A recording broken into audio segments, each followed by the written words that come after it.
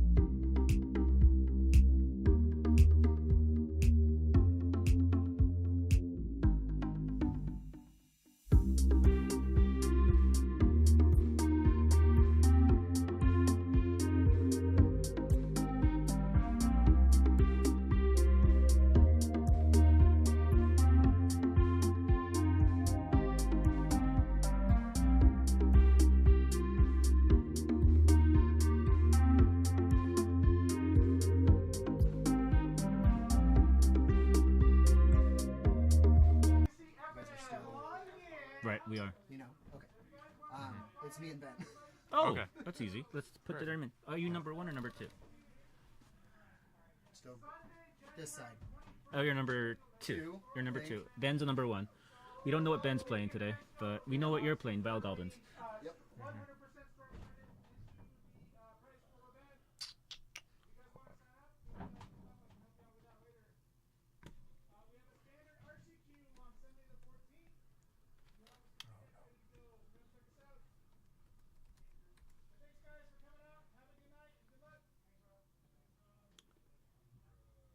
As much as we love Rob, I heard nothing of what he just said, other than Friday Night Magic.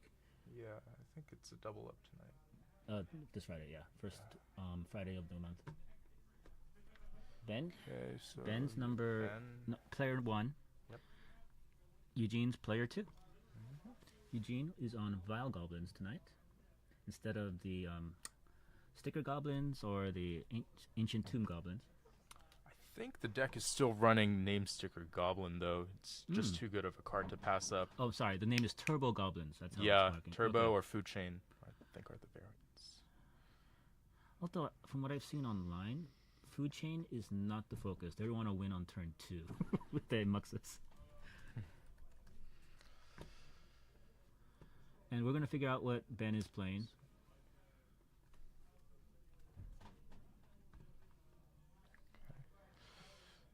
Let me get that name for you.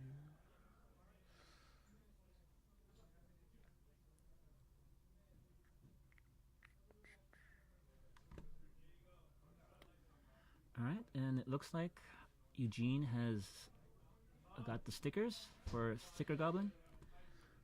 The obligatory pregame action of Right. showing your deck. Now you can proxy these stickers because they're not actually considered. Really?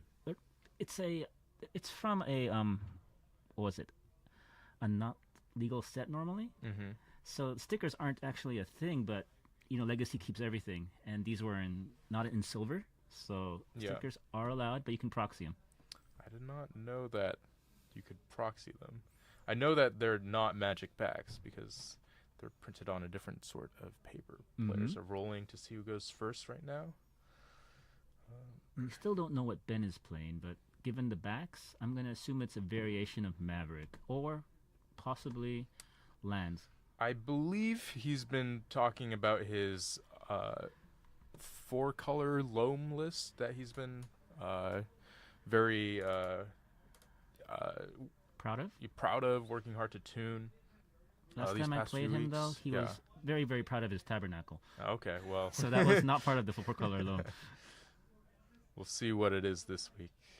As players are shuffling up, dealing their opening hands. Well, we Looks have like- a vial in Eugene's hand. Yep. It looks keepable. I saw at least 2 lands.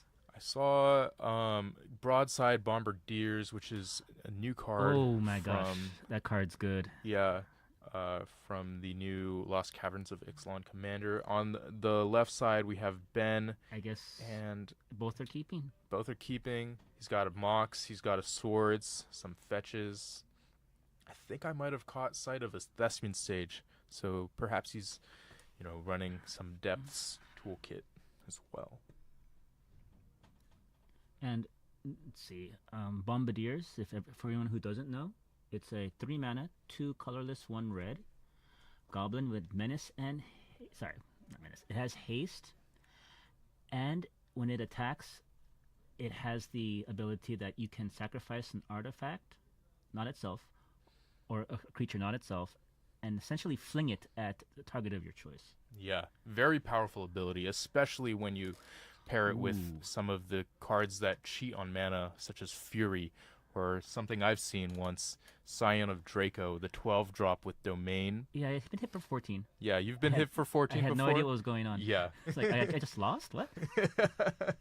Even better than Fireball is 3 mana, 2/2 with Menace and Haste, and Yep. deals you 14 when Yep. things are unchecked. And it gives Murktide hexproof. Is that so? Or Yes. Murktide Fling? Well, you can't kill it. And Ben is actually pretty slow. I thought he had the I thought he had a Mox Yeah, there was a Mox in accelerate. hand. Maybe there's nothing that he wants to get rid of immediately, That or makes sense.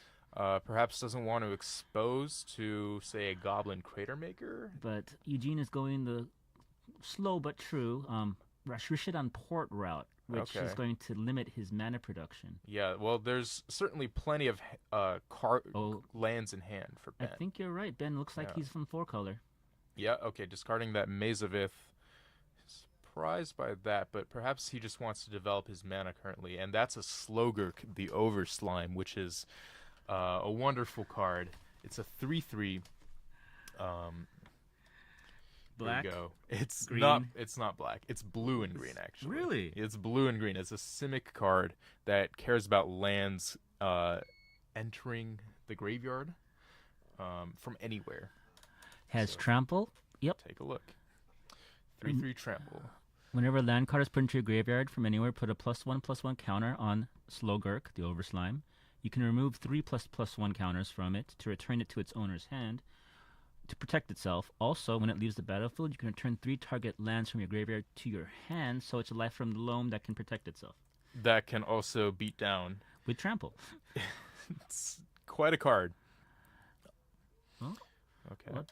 I love our Magic players because everyone loves to play cards no one has ever seen before.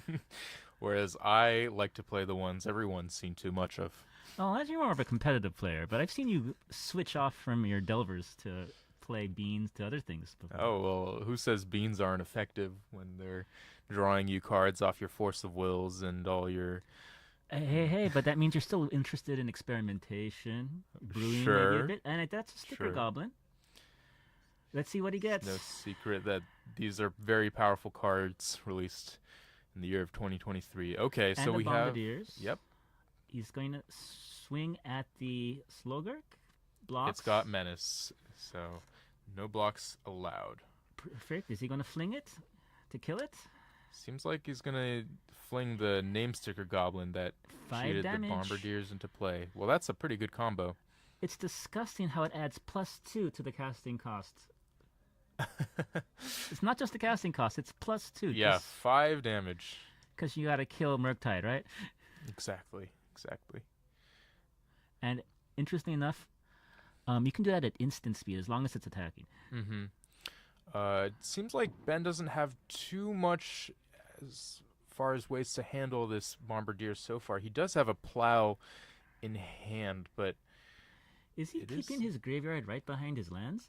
Or is that well, his no, known hand? those are the cards that are known that were Okay. returned to By Slogurk. Yes, by Okay. Slogurk.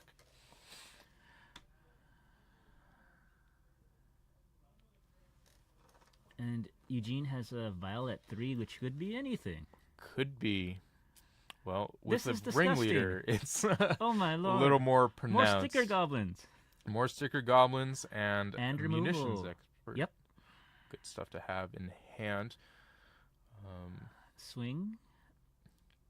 But Alright. does he want to fling for 6? Maze Or of Ith not. is Guess not. leaving it out. Perhaps not yet. It seems. Oh, he's flinging. Yeah. He's flinging. So that was just, what, 6, 7, 8 damage? Yeah. Well, 2 of it prevented from Maze of Ith. Oh, that would but- have been 10 damage. Yeah. 4 plus 6 plus 2, right? Because the Yeah, 8. matron hit. 8 just Sorry, from one okay. 4-drop. Right.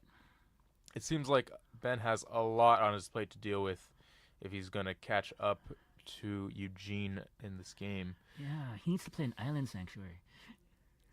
Island Sanctuary, is that a... It's a revised I don't beta wanna alpha know. edition. Creatures who don't have flying or island walk can attack, but you can't draw a card during your draw step. And it's a white card, am I right? Yeah. Called Island Sanctuary. It doesn't make any sense back then. Yeah. I'm just saying, I don't think he has main deck sack effects. If he can't attack.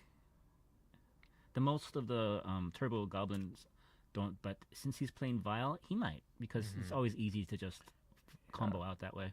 Interesting that Eugene is choosing to tick up the Vial here. I know we have a munitions expert and name sticker goblin in hand, Right. but could this be signaling that there's a Muxus on its way? Or another ringleader. Or a ringleader. That's certainly a possibility. But judging from the fact that there was no He's not attacking. He retracted his pre-combat attack step. effects, yeah, this is. Or perhaps thinking of plowing the bombardiers before it gets to I boast. I think it's very common nowadays to make sure you do kill that immediately. I'm surprised that there wasn't that. I saw the plow in Last turn. Ben's hand, so Yeah. I knew he has it. Mhm. Is he waiting for something more threatening? To me, that's perhaps the most threatening you can get. He's killing the vial. He's I knew getting rid he's of the had that vial. since the beginning. I was thinking he was going to use it, but Oh, oh, Sling Gang Lieutenant. well, he does have the sack effect. He no longer needs to attack ever again. That's true, and that Sling Gang Lieutenant is representing 6 damage if it gets flung. 6, 7, 8, 9, 10, perhaps. Yes, which if is it why sacks his the sword board. is going to probably be used, and if it doesn't, well, good game. Because then he Yeah. can. Is it the sack is instant speed and has no mana cost, right? No mana costs, and it just makes every goblin into a drain. So it's at least 2 with the bombardiers. He's killing the Mhm. bombardiers before it attacks. Yes. So Ben saw the combo, Yeah. but now Eugene has to figure out if he wants to sack anything, because he can just sack it. Yeah. Certainly. And that's Nothing what ever gets happens. exiled. Yeah. I don't need life. So Ben is in a tough spot here. It looks like there might be a Knight of the Reliquary. Oh, coming good. He down. needs a blocker.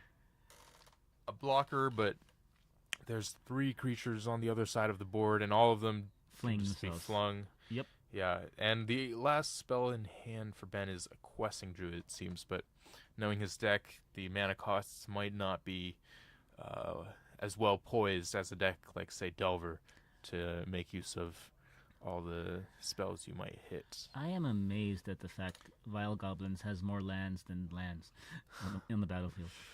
Yeah, it is quite impressive, but speaking of impressive, this is not the worst hit for Ben, I don't think.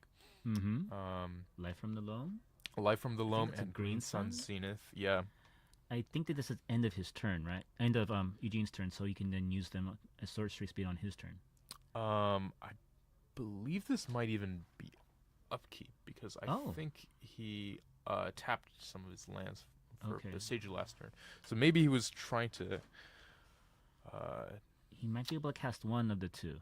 yeah, he certainly will be able to cast at least the Green Suns. And I wonder what it's gonna get. My suspicion is Moloch, and Green yeah, Sun for 3 yeah, Green Moloch Suns for 2.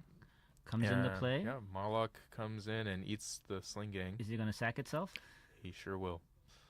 So Moloch, again, is one of the Warhammer 40k cards, which will never be printed online. Is this true? We'll see. We'll see.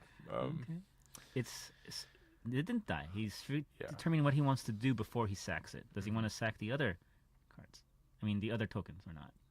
Yeah, it might be what he wants. We know there's a munitions expert in hand, so if we play that now, that represents It kills it. Yep. okay. It kills it before it can deal its damage. Yeah, too. it kills it. It leaves the yeah. battlefield, and then he just sacks, and Mhm. yeah. All right, pretty dominant performance from the Vile deck. First game. Yep. I remember the old days where Patriarch's Bidding used to be their combo, but it's much more flexible nowadays. Yeah, I was not playing Legacy in those days, so I don't have. Were you 10 during those? Oh man, perhaps. That was a good 10 years ago, 15 years ago. 15 years ago, yeah, I was perhaps in 3rd grade. Oh, okay, got it. All right.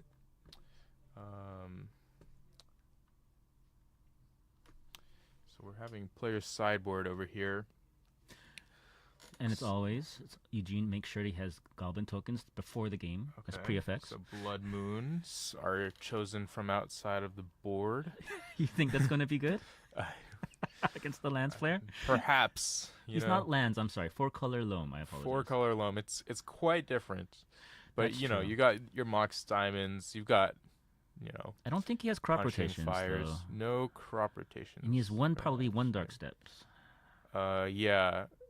Now Now he has his Boseijus, so No, he can use those. there's a potentially? crop rotation. Okay. I see him. Maybe just fewer copies than lands would run, but Oh, I see a Minxenbu. yeah, he's taking that out. It seems for whatever he might be bringing. Maybe some more mass removal, if he has any. Punishing Fires, potentially. Punishing Fires. Because that would be good against this deck. Yeah, I mean, let's take a look. Ben does keep a very curated list, but at the same time, it's always a little bit out there. Well, he enjoys brewing. He does.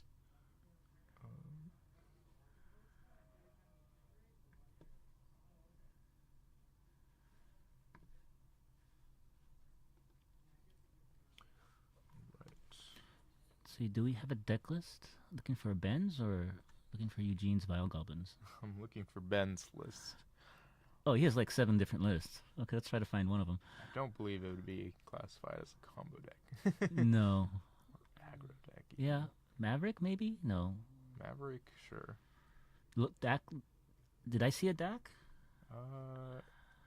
Might. He loves that card. Yeah, he's probably he has a deck for sure. Then Knowing Ben. Then it's Somewhere Dak on Loam. the list. It's up there. Dak Loam. There we go. Might not be the most up to date, but there we go. No, this is definitely. That's not his list. Well, we'll find out. We'll just watch him play. How about that? Yeah. Sorry, folks. Ben changes his deck lists frequently, so it's probably outdated since before Christmas. By the way, everyone, hope you had a Merry Christmas and hope you're having a good, Happy New Year. We are at Spellhold, the first Tuesday night legacy of the year. Indeed. Guess that means I'm behind in terms of my yearly winnings. You reset. You're not behind. Well, we have 3 Swords of Plowshares. Ben unashamedly showing that off. And Yes, and no Jack white Faden, mana. I think. Yeah, no white mana. Oh, Well, Ben loves not making his decks any surprise to Eugene, so well, I think both players know They more or kind less of know. what's going on. right. Whereas Eugene has a hand with Vile. It looks like it's got a ringleader. Could that be a I lackey? think a land or two. Mm-hmm. I think it's a keep. Yeah, as long as you got a land and a Vile, you tend to keep those hands, right? Do you prefer? Yes, I generally yes. Do you prefer Vile Goblins or Turbo Goblins at this point? Just based on what you've seen, based on what you heard. Control, consistency, I have to go with Vile Goblins, but the sheer power level of Turbo, turn 1 or 2 Muxus can be simply backbreaking. I think most of the lists that I've been seeing don't have Vials in them, but I might be mistaken. I'm no Goblin aficionado. But I think as long as you've got cards like Battlecry Goblin, Namesticker Goblin in your deck, you can't really be doing It's much wrong. Impressive how Goblins has now 12 new cards to put in their deck. Yeah. I mean, Wizards loves Goblins, I guess, right now. I guess they always have. They should have made Ragavan a Goblin. A monkey Why is a pirate monkey? goblin. Well, that goes back to Kaladesh and the sorts of species that lived on that plane, Squee needs to go on a diet and gain haste. and also become a monkey. Well, we're not going to undergo race at this point. So. All right. Ben appears right. to be mulling. since Yeah, he had this is a 3... mulligan to 5. Oh, ouch. Yeah, and it seems like he's putting away that basic forest. And if we see a Blood Moon from Eugene, It's not that game over. might not be. If the he has a best. Mox Diamond or... It's true. There's a Tabernacle, I can Oh, tell you he's that going much. for that. Okay. It's certainly. But Vile is going to enable him to play the slow hand and end of turn instant speed, essentially. Yeah. Although it does make you a little bit slower in some ways. Okay, well, El Gato. So let's see if he come back. we'll see if our camera comes back. If It's back. Okay, it's back. Well, that was a. We're going to Brief say El scare. Gato at least 7 times tonight. I hope not. but based on prior casts, Yeah. it'll happen. Okay. Do you know what El Gato means? I think it's the brand, isn't it? It could be. All right. Well. So Battle Cry. Battlecry Goblin. Always a good 2-drop, both in limited and in legacy now. And seems. it's somehow dead. It's dead Somehow. before it's even reached play. Maybe Did I miss something? players have probably verbally communicated what's been Punishing going on. Fire. That's what we Okay. were worried about. Yeah. Yep. I mean, with all the fetch lands in Legacy, you kind of want to cut corners in time if you can. And The judge in you is crying as you say that. Okay. I have no judge in me. There has never been a judge within me. All right. Let's see. All right, so there's a Rishadan Port, a Cavern, a Blood Moon. Yep. And In he can. hand I for believe this Eugene. is the goblin he can sack if he needs a 4th mana. Oh, well, there's no need. There's no need. Does he have anything? Well, there is... I see a Minx, A an Endurance, and a Minsk and an Tabernacle, Endurance. and he needs a blocker. Yeah.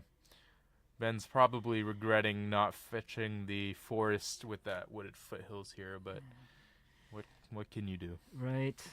Now, pray for top deck, but 3/4 is pretty Yeah, big. 3/4 will buy you some time. Eugene's hand Oh, what, doesn't did he seem just to draw? be- I'm not sure if that's a force of what's that card? Force of Vigor? I'm not sure if that's force of vigor or not. It is a green card, it seems. Okay. Either way. Either way, there is a green card in hand if Ben is willing to pitch his Minsk, which I'm guessing he might, but he might take a few draw steps if... He might want to do something afterwards Yeah. with his available mana, if that was a force of vigor. Yeah. So we're just staring at each other at this point. Oh, Okay. the Endurance is attacking. Getting aggressive here, it seems. No?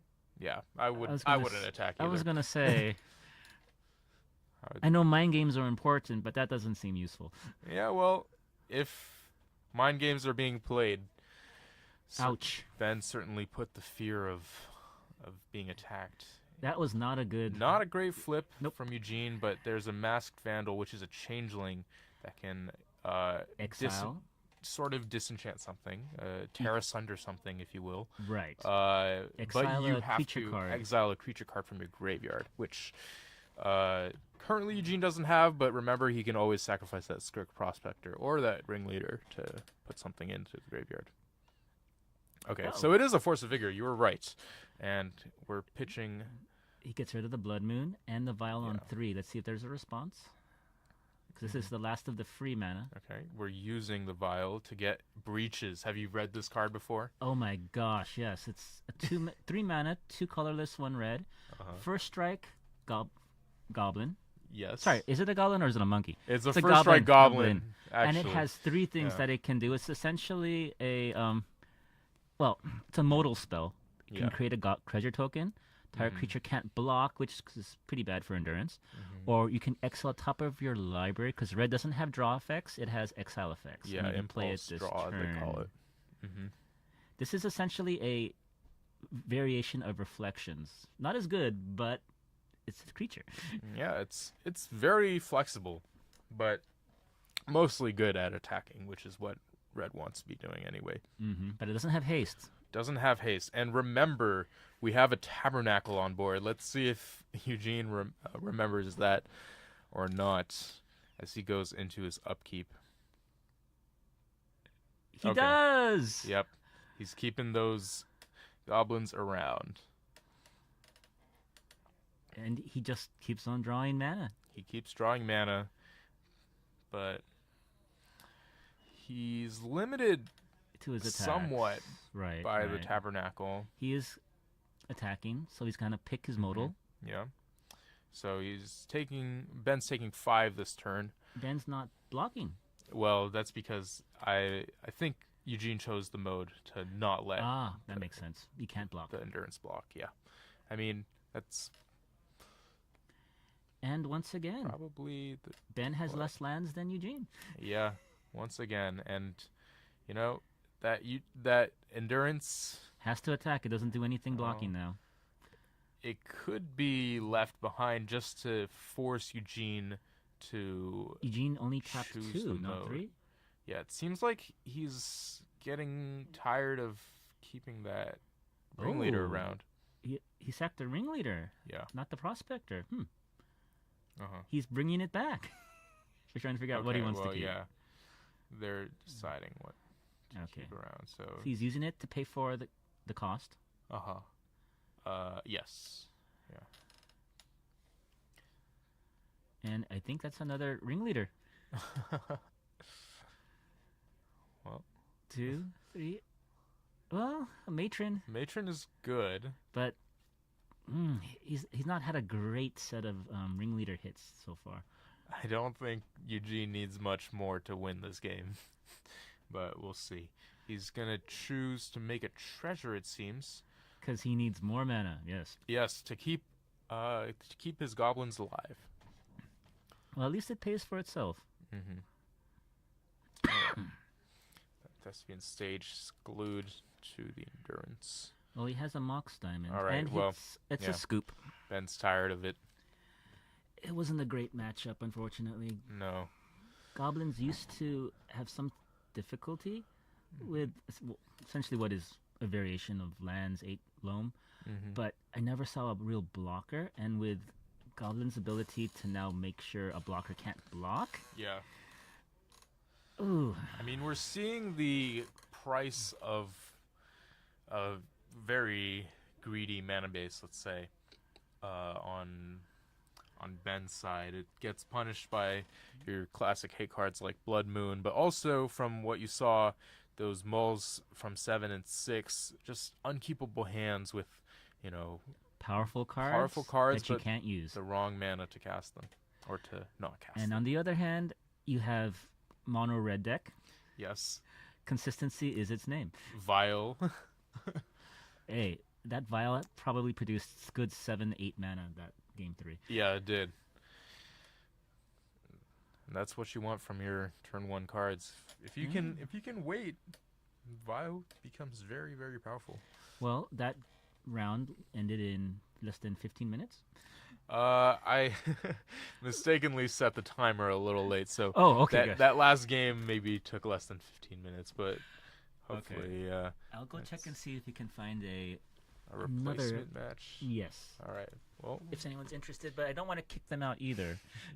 So let's give them a few more minutes to decide board. Discuss their choices. I mean, it felt like Eugene just ran away with both those games. I mean, the first game you saw the power of Broadside Bombardier. This next game you saw what Blood Moon can do to A 4-color deck without Mox Diamonds. yeah. Well, when it doesn't draw the Mox Diamonds, perhaps. Well, he had the Force of Vigor, but I Which think was key. Eugene only had 2 Blood Moons, but he drew both of them that game. Or, sorry, not drew. He saw both of them that game, but one was on a ringleader hit. Yeah. Oh, interesting. And I might want to get one of those lunch boxes. It's a massive lunch you'd be eating. It's a very organized way to keep your cards. Like, it's kind of nice. It's nice. I just simply have kept an old box from the old deck builders toolkits that they used to sell. And Right. my cards collection in that. But he still probably needs to put it in his backpack. That's true. Looks good. All right, I'll All right. go try to find a replacement match. We'll look for another match in the meantime.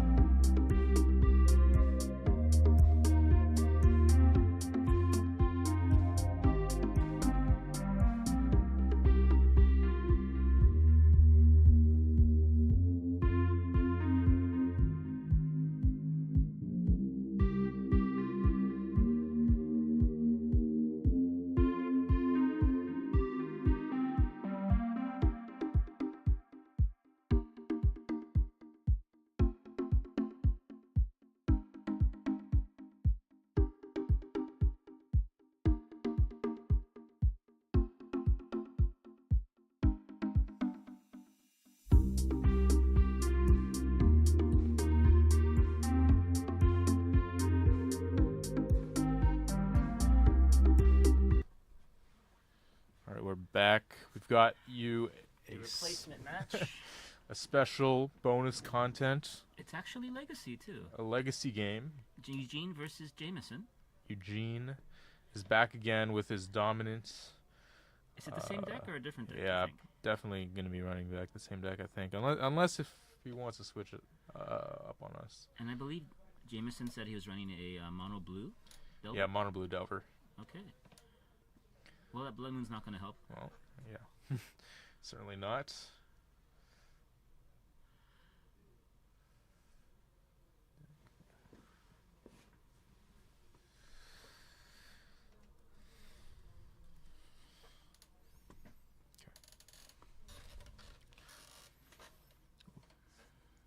It's actually pretty intuitive, right? The controls.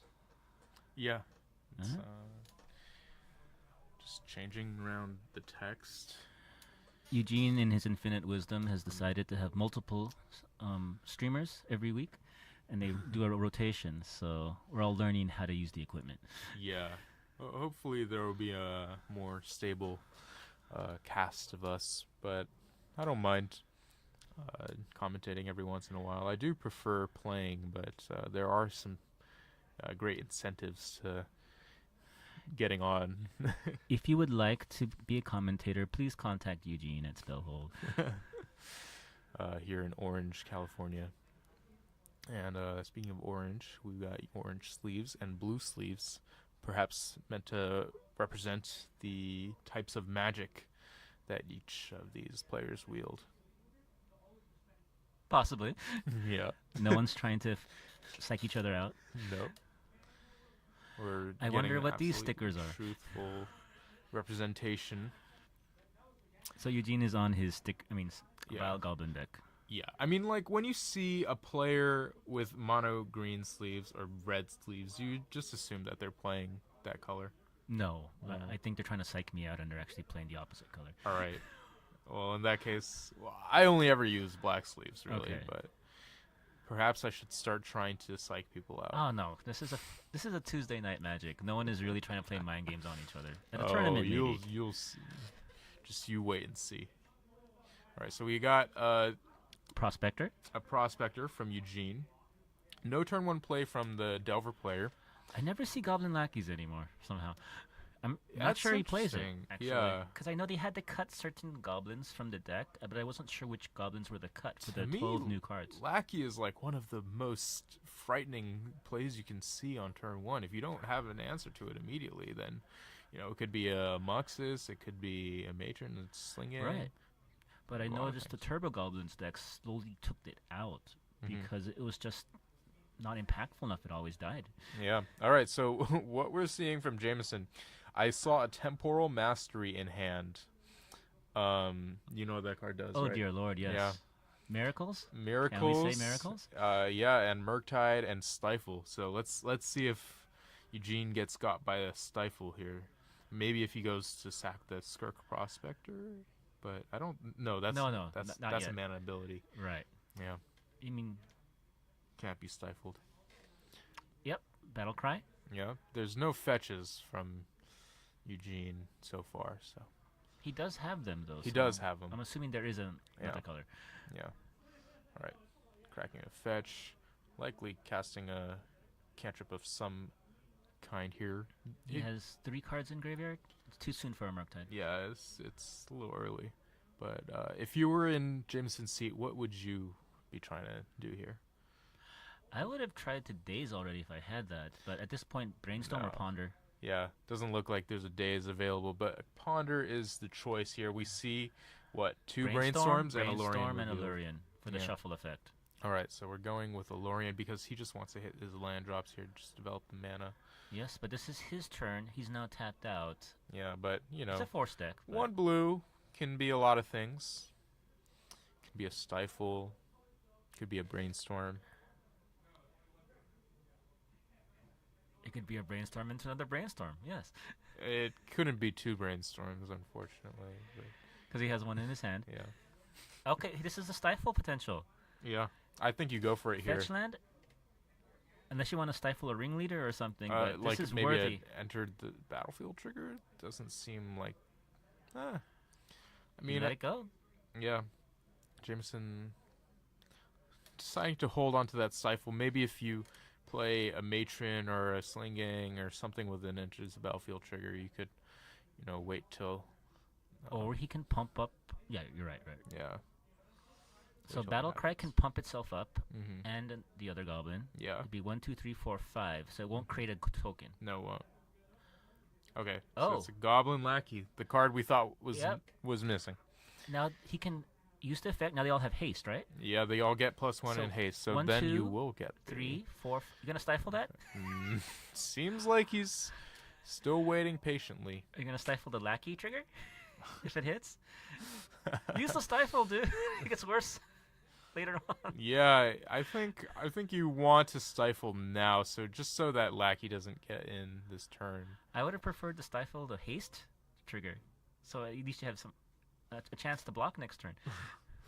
Okay, so they're coming in haste. Yep, 6 power. Okay, so maybe Jameson's saying, I'll let all of this happen.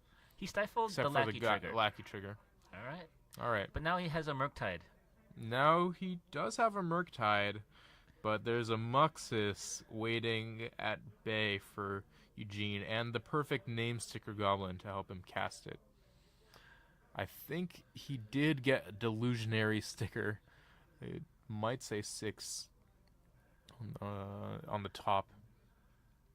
Well, that's So another Murktide. Could Found go. off the ponder. Yeah, and He's it decided seems like to- a shuffle to me, but who think am he I to say? kept. Yeah.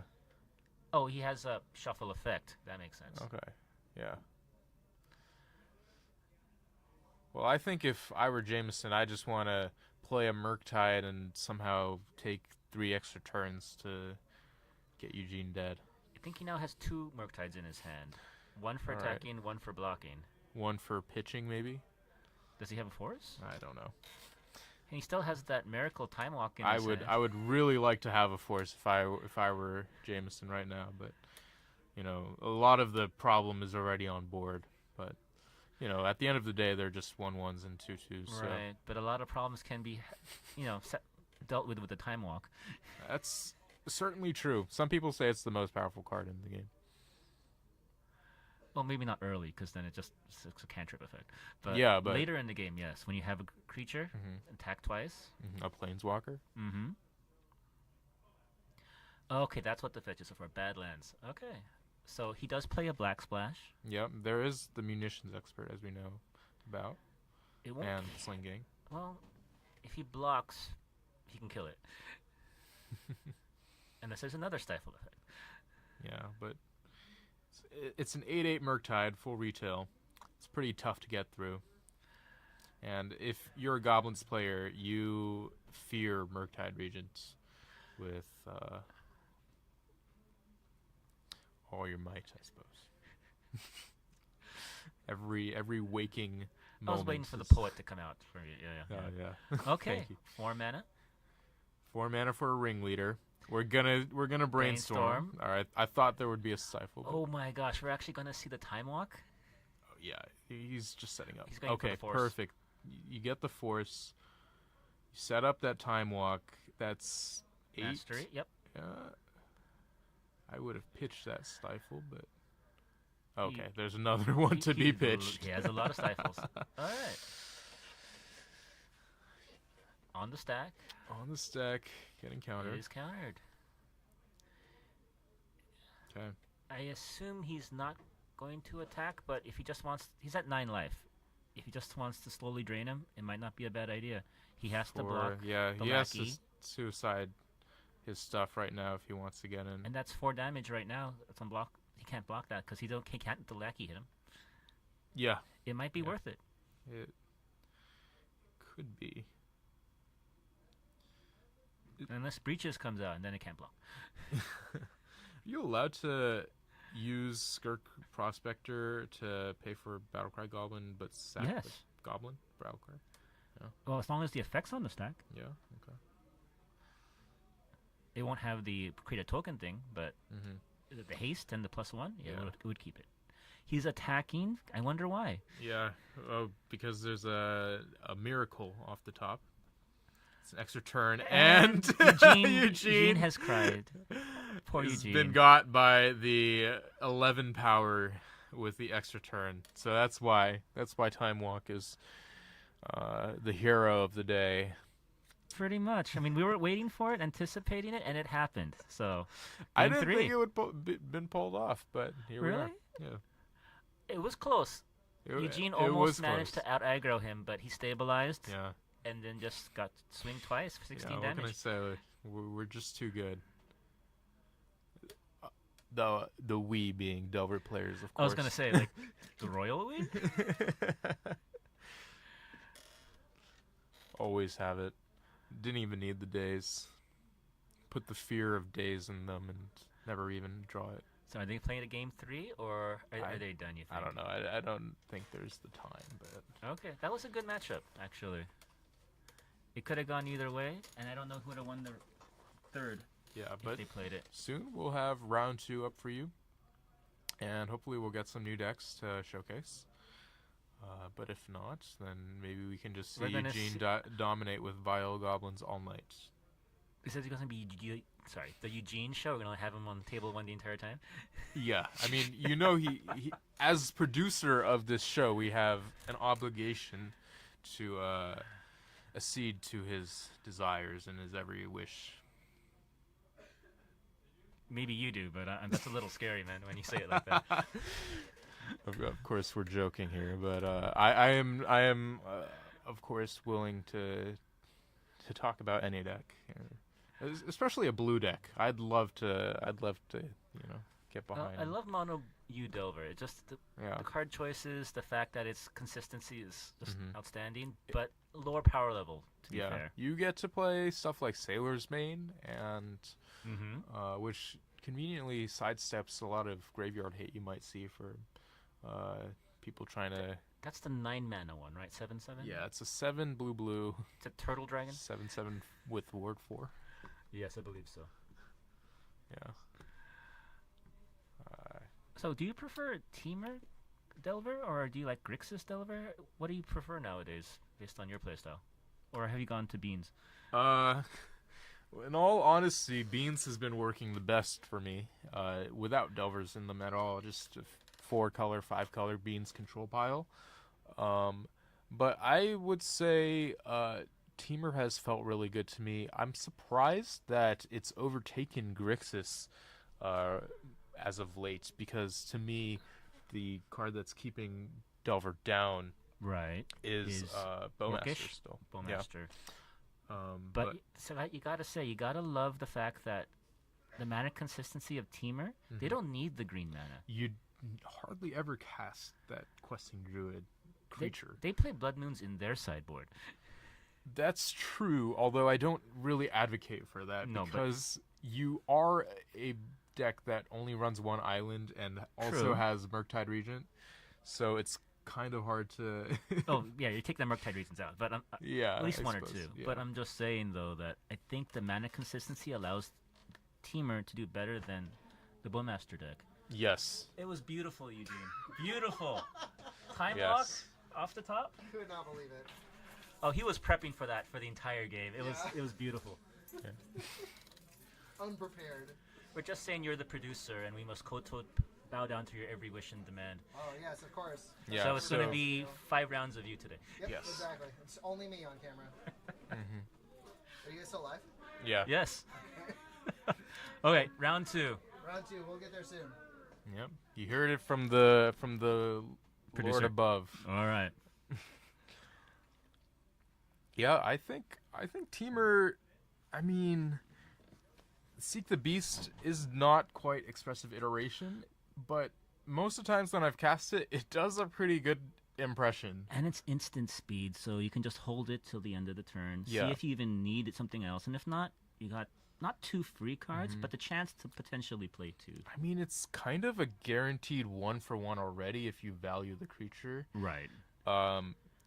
But worst case scenario, like, I find myself hitting quite well off of it because you can also set it up with Dragon's Rage Channeler. You can get forces. I mean, you can get potentially. forces and still cast them from exile, even dazes. Right.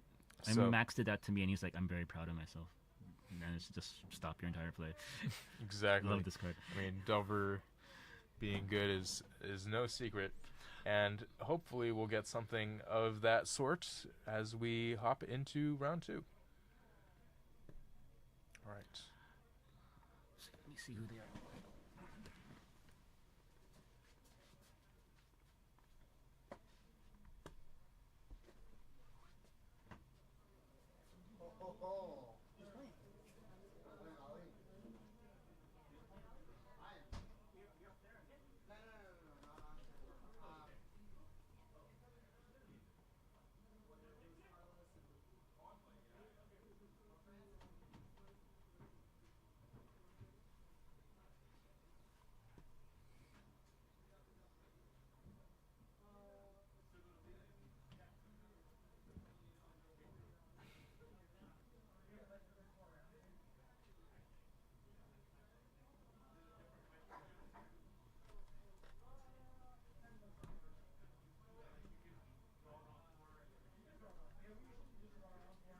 Francis versus Jameson.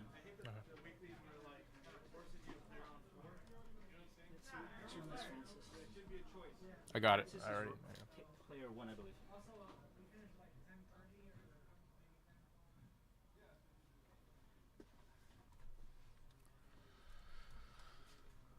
Francis.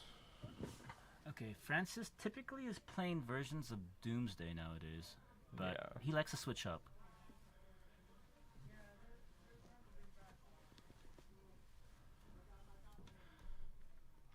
I love the question marks that you put there, just because we're not sure. Yeah. Well, we are sure about Jameson because we just featured him on camera.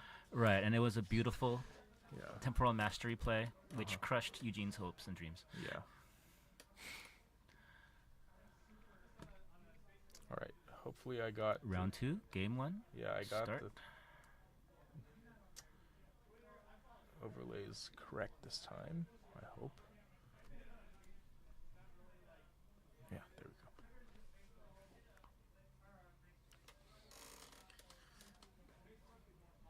What do you think about the matchup between Delver and Doomsday? Have you ever played either side?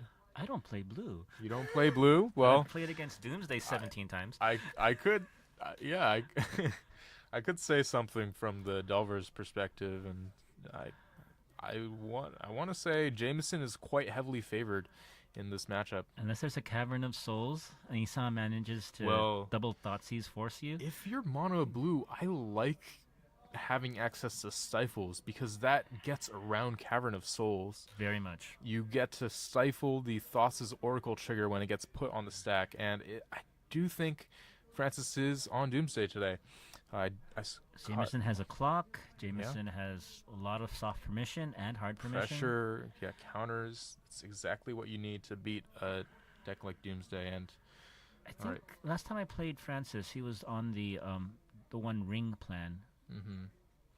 I don't know if that's still the case. It looks like he's keeping a hand with Lance, Discard. Oracle, Ponder, and Duress. Did he have the Thassa's in his hand? Yes. I hope he's playing 2, just in case. Yeah, he is. Doomsday lists typically run 2. All right. And well, there's a Stifled. Perfect. Love to see it. Delver's coming out? Delver is coming down. The perfect follow-up. Delver of underpowered secrets. and yet What might still it be? so good. Yeah, I mean, in the world of Bowmasters, it's been perhaps the worst it's ever been, except for when it was outclassed by things like Ragavan and Dreadhorde Arcanist, maybe. But yet it's still one of the better turn 1 plays you could do. Yeah, certainly. Here we have Francis casting a Ponder. Doesn't seem super satisfied, but gonna get a brainstorm to fix up his hand. He has 2 more lands in his hand, so Yeah. he's not going to have a mana. Sorry, he's not going to get mana screwed. But tempo is already down. Yeah, certainly. I think I saw a Dark Ritual though. Dark Ritual. Well, that would be nice, but you'd sort of want a Doomsday to go with it. And we're flipping with. Do you know what that card is?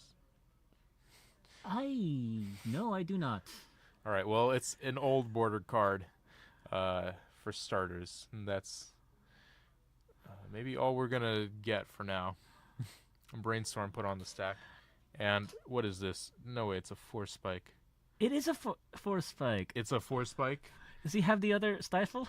Okay, no. Alright, we're just making that Brainstorm cost 2 then, I guess. Or you can at least wait It's still for an Thalia impression. Francis to pay.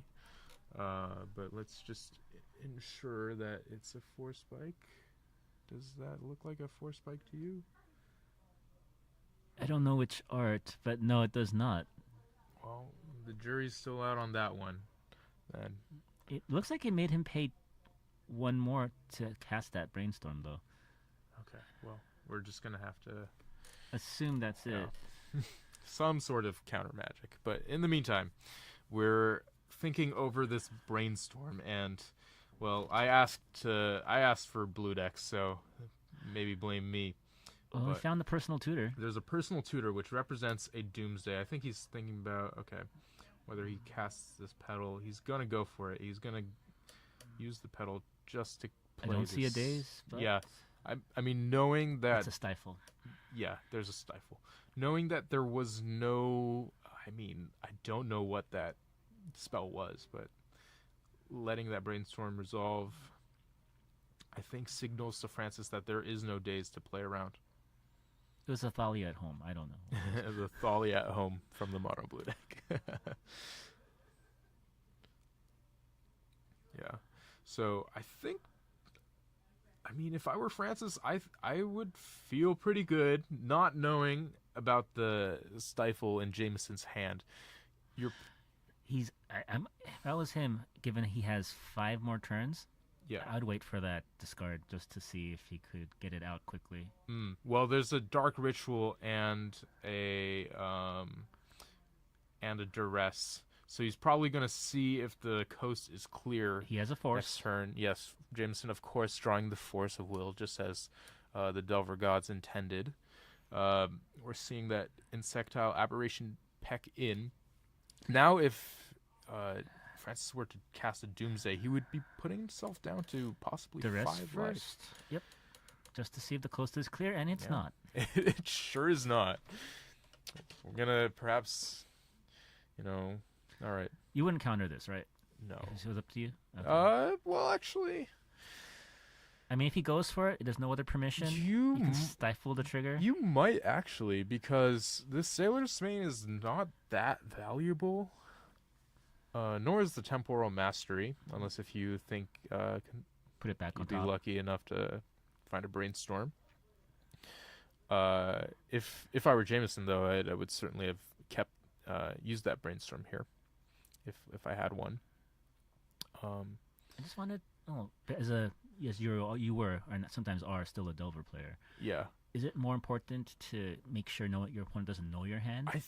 I mean, in this scenario, I really don't want Francis to know that he has to play around Stifle, because it is such a blowout. Well, if yeah, it but does he had his happen, first but- fetch Stifle. Yeah, So he knows he so plays it. There is that possibility, but I don't know what the Doomsday player could He's gonna go for it? realistically do. Yeah, he's gonna go for it.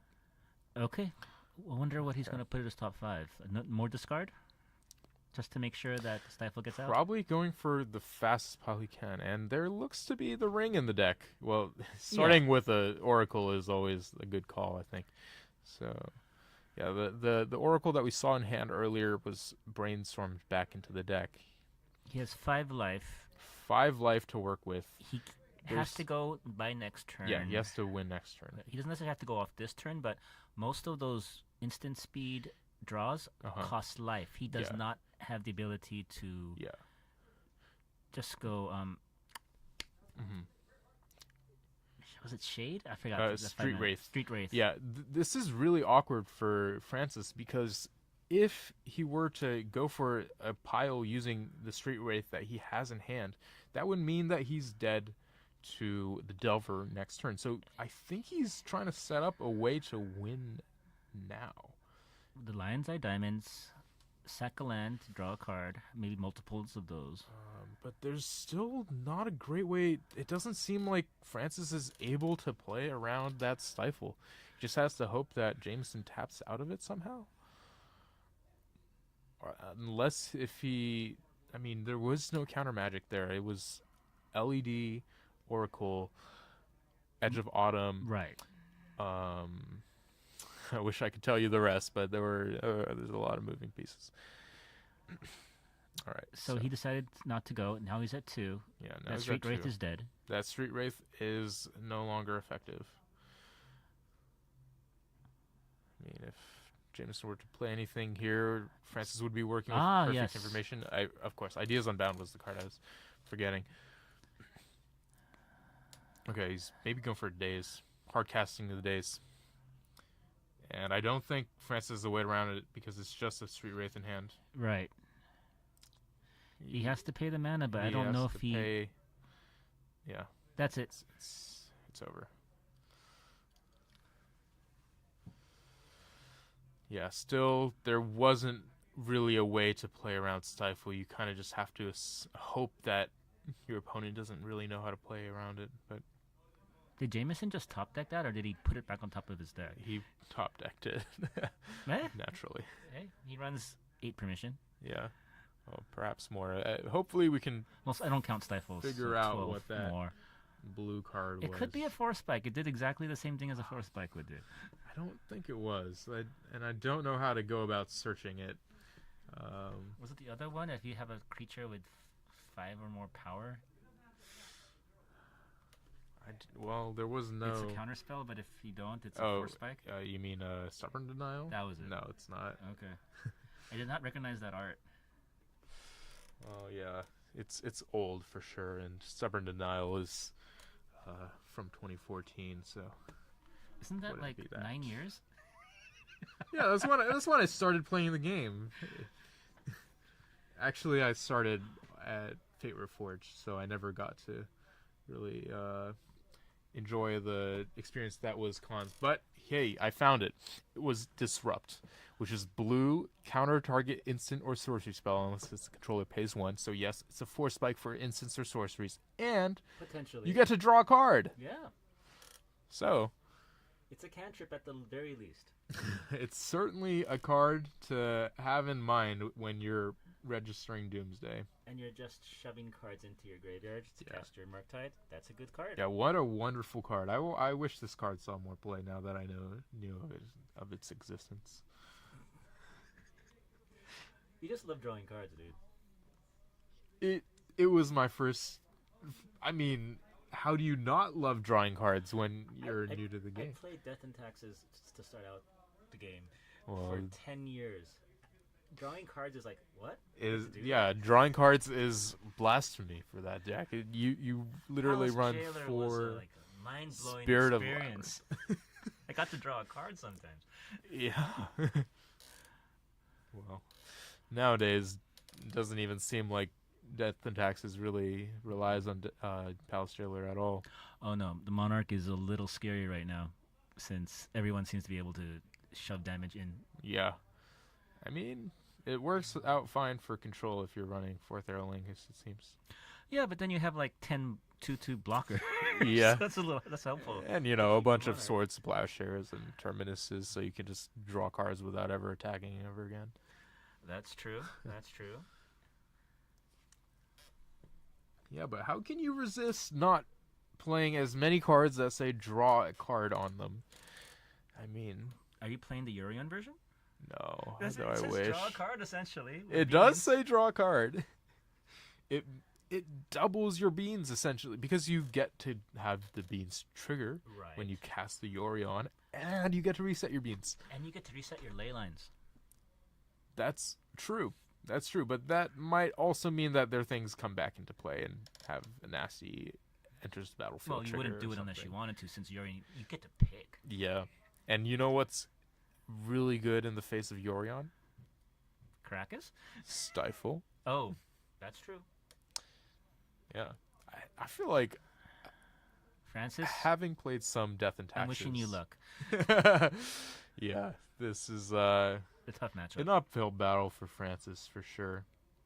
I wonder if he has any. Oh, sorry, Shieldreds. Yes, he boards into a more mid-range plan With featuring Orcish Bowmasters. Bowmasters and Shieldreds. Got it. Yeah, but still, keeping the combo intact. Everyone's going for that black aggro plan now. Yeah, it's hard to play around griefs and all that. Hey, the scan They're package so works. plentiful. Yeah, I mean, a lot of decks are adopting it. Reanimator Oh, they love it now. has blue-black scam And Orcish Bowmaster, sometimes even main. Mm-hmm. Yeah. And then there's one guy, or maybe several actually, we're developing a Reanimator / Rock deck. Just to create more consistency. That is impressive. Okay, so it seems like we might be firing off a Turn Doomsday here. 1. He Turn has 2. it. Oh, turn 2, you're right. Turn but 2, protected with a Daze. And, He had the Force yeah. It's going to be a little bit of a fight. with the Days. Yeah.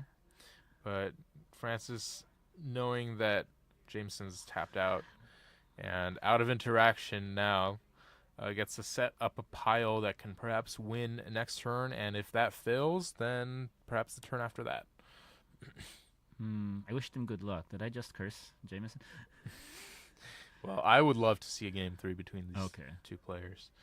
There's actually a lot of thinking. Oh, there's an Oracle in hand, There is. so that's kind of perfect because you can have a backup Oracle if your turbo plan doesn't work. Right. If the first... if the first... oh my gosh. Thassa's Oracle gets countered or Yeah. killed, well, you have a second one. Mm-hmm. And I'm not sure there's any removal in Jameson's deck at There this point. is. There's There a is. Brazen Borrower. So Francis does have to be mindful of keeping his devotion up high enough so that the Thassa's Oracle still does win if it gets bounced. But maybe that's not something he'll think to play around. But with the Duresses, he'll know what's up. Mm-hmm.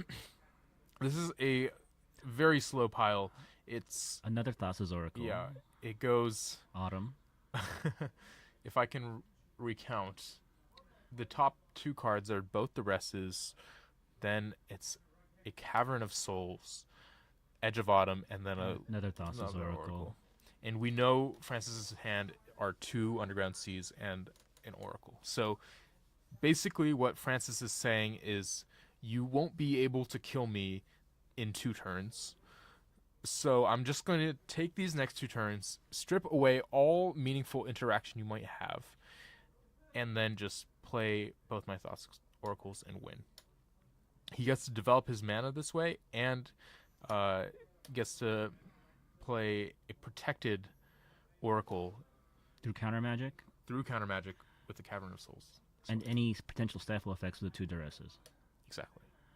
And unfortunately, Jameson doesn't actually have any aggro yet, so there's no need for Francis to go off ASAP. Although, Yeah. that Brainstorm could find something. Yeah, and I think, It does not find anything. yeah, 2 lands and a yeah. Lorien. All right, perfect. First Duress, Duress number 1. What are we gonna see? Stifle, We're gonna, Lorien. yeah, we're just gonna cycle that Lorien so we can have our Murktide. mana. And that Duress is a miss. All the cards in Jameson's hand are creatures. Yep. I mean, that Murktide is Going to somewhat be a concern. huge. But so Yeah. is the Turtle Dragon. I forgot what it's called. So is the Sailor's Mane. Thank you very much. He has his choice of what he gets to deploy here, and I think if you're Jameson, you don't really care too much about the graveyard, maybe. So Nope. yeah, And Turtle's Bane. Because Turtle's Bane. I'm Sailor's- sorry. Sailor's Sailor's Bane. still It gets, counts the yeah. exile cards too. still gets reduced. Is Sailor's Bane Godzilla? Just kidding. Sorry. No, I don't think so. Though I haven't seen the new Godzilla movie. I do intend to catch it in theaters, perhaps tomorrow. I would actually recommend it. Yeah, Yeah. I'm not a Godzilla person, so People actually didn't want to watch Godzilla in that movie. They wanted to watch the human element more than the Godzilla because okay. it was actually very impactful for a lot of people. All right. Well, so They had the days. yeah, Jameson is dazing that Oracle. But And there's that Lotus Petal. yeah. Okay, so But there's Basic- 3 cards on top. Yeah. That's the problem. so basically what Francis is doing here is, oh, this is so good because Mm-hmm. Francis puts his first Oracle down Right. just to scry 2 to the bottom, knowing that his top cards are Cavern. And Edge of Autumn. Right. So this way he can just draw the last card, which would have been an Oracle, next turn, and have 4 Devotion, and simply win the game, even if one of them gets bounced. So Jameson is pressured to find 2 answers here, and I don't think he has it. He's got the He has Brazen the Bomber bounce. still. But there's only for one of them. Yeah. Oh, there's a Force of Negation, it seems, and a Which- Minor Misstep, neither of which are going to work here. Okay. Duress. Just to make sure the coast is extra clear, we're getting... Okay, we're getting That's a Minor fine. Misstep. That's totally okay. We're going to cast a Thassa's Oracle and win the game. I thought he has a cavern there somewhere. Yeah, there's a Cavern in that pile, but it won't matter guess he because didn't we're need going to it. go to game 3. All right. There's no way to counter that. Yeah. What a game. Interesting. He preferred the duress over the cavern. Yeah. I mean, it worked. I think in that situation, you're just trying to get a Force of Will out of hand, no matter what. And maybe, or the Stifle, if Jameson has it. Right. With only 1 mana up, there's not that much you can represent. So yeah. If Jameson were to have Force of Will, blue card, and a Stifle there, then that would have just Well, been then over that's for God's. Francis. But God- yeah, God's that's will that he that's wins just at that point. sometimes what you get when you're played over, and you get to see half your deck in the first 5 turns of the game. Looks like the dazes are coming out for Francis. Yeah, that makes sense being on the draw. It certainly did a lot for him this last game. Right. Essentially, was a 1 mana force of will. It allowed him to get the tempo and get Yeah. the Doomsday out. I mean, in some ways, it's even better because you go card neutral in a sense Mm-hmm. for your brainstorms and such. Doomsday doesn't necessarily care about card neutrality so much as just my cards are just awesome and win me the game. Yeah. If you don't mind winning the same way in all of your matches, then Doomsday might be the deck for you. But how you get to that pile is the interesting part. That's true. I attack the creatures and win in There- all of my matches. Yeah. But how you get to that is the interesting part. Did you like Sneak Show when it was a tier 1 deck? You win with Emrakul or you win with I Grizzlebrand? don't think I ever saw it in a metagame where it was tier 1. The most I could recall was blue-green Omnitel being a big thing, but I don't think blue-red Sneak and Show was ever the dominant deck when I was playing Legacy, so It's been quite a while. yeah. I'm not the authority on that. Though I feel like in the current day and age, I wouldn't mind if Sneak and Show were to be a little bit better. Maybe, Omniscience package. yeah, maybe if Wizards were to throw the Sneak players I thought they a did. bone or two. They And, took out Grizzlebrand and they gave them Atraxa. Traxa, but I mean, Reanimator gets Traxa. What's the Sneak and Show specific tech that will revive Sneak and Show, but not just make all the other creature decks busted? Wasn't there a 2 blue 1? Sorry, 1 blue 2 colorless creature that looked at the top card of your library when you Vesuvian attack? Drifter. That I thought might have been a player, but it wasn't. It sort of It's is. in I the see deck. it sometimes, but then again, you never really see Sneak and Show, so who's to say? All right, we're going to go for a turn 1 Doomsday. Oh, he's just saying, do you have it or Do you not? have the days? And, Mana floating? yeah, Smart. well, there's the days. And now that sets Jameson back a turn. Would you have waited for him to actually use that mana for something? Or are you just worried that he might have then discard and then maybe a Lotus Petal and just Doomsday that way? Honestly, I would... If he had it, then he would have played it before so that the days was off. So I don't know. With the days being the... Well, I guess Jameson did have the Stifle in hand. I would have fired it off because even if that Doomsday resolves, you're going to have to play around Stifle. Right.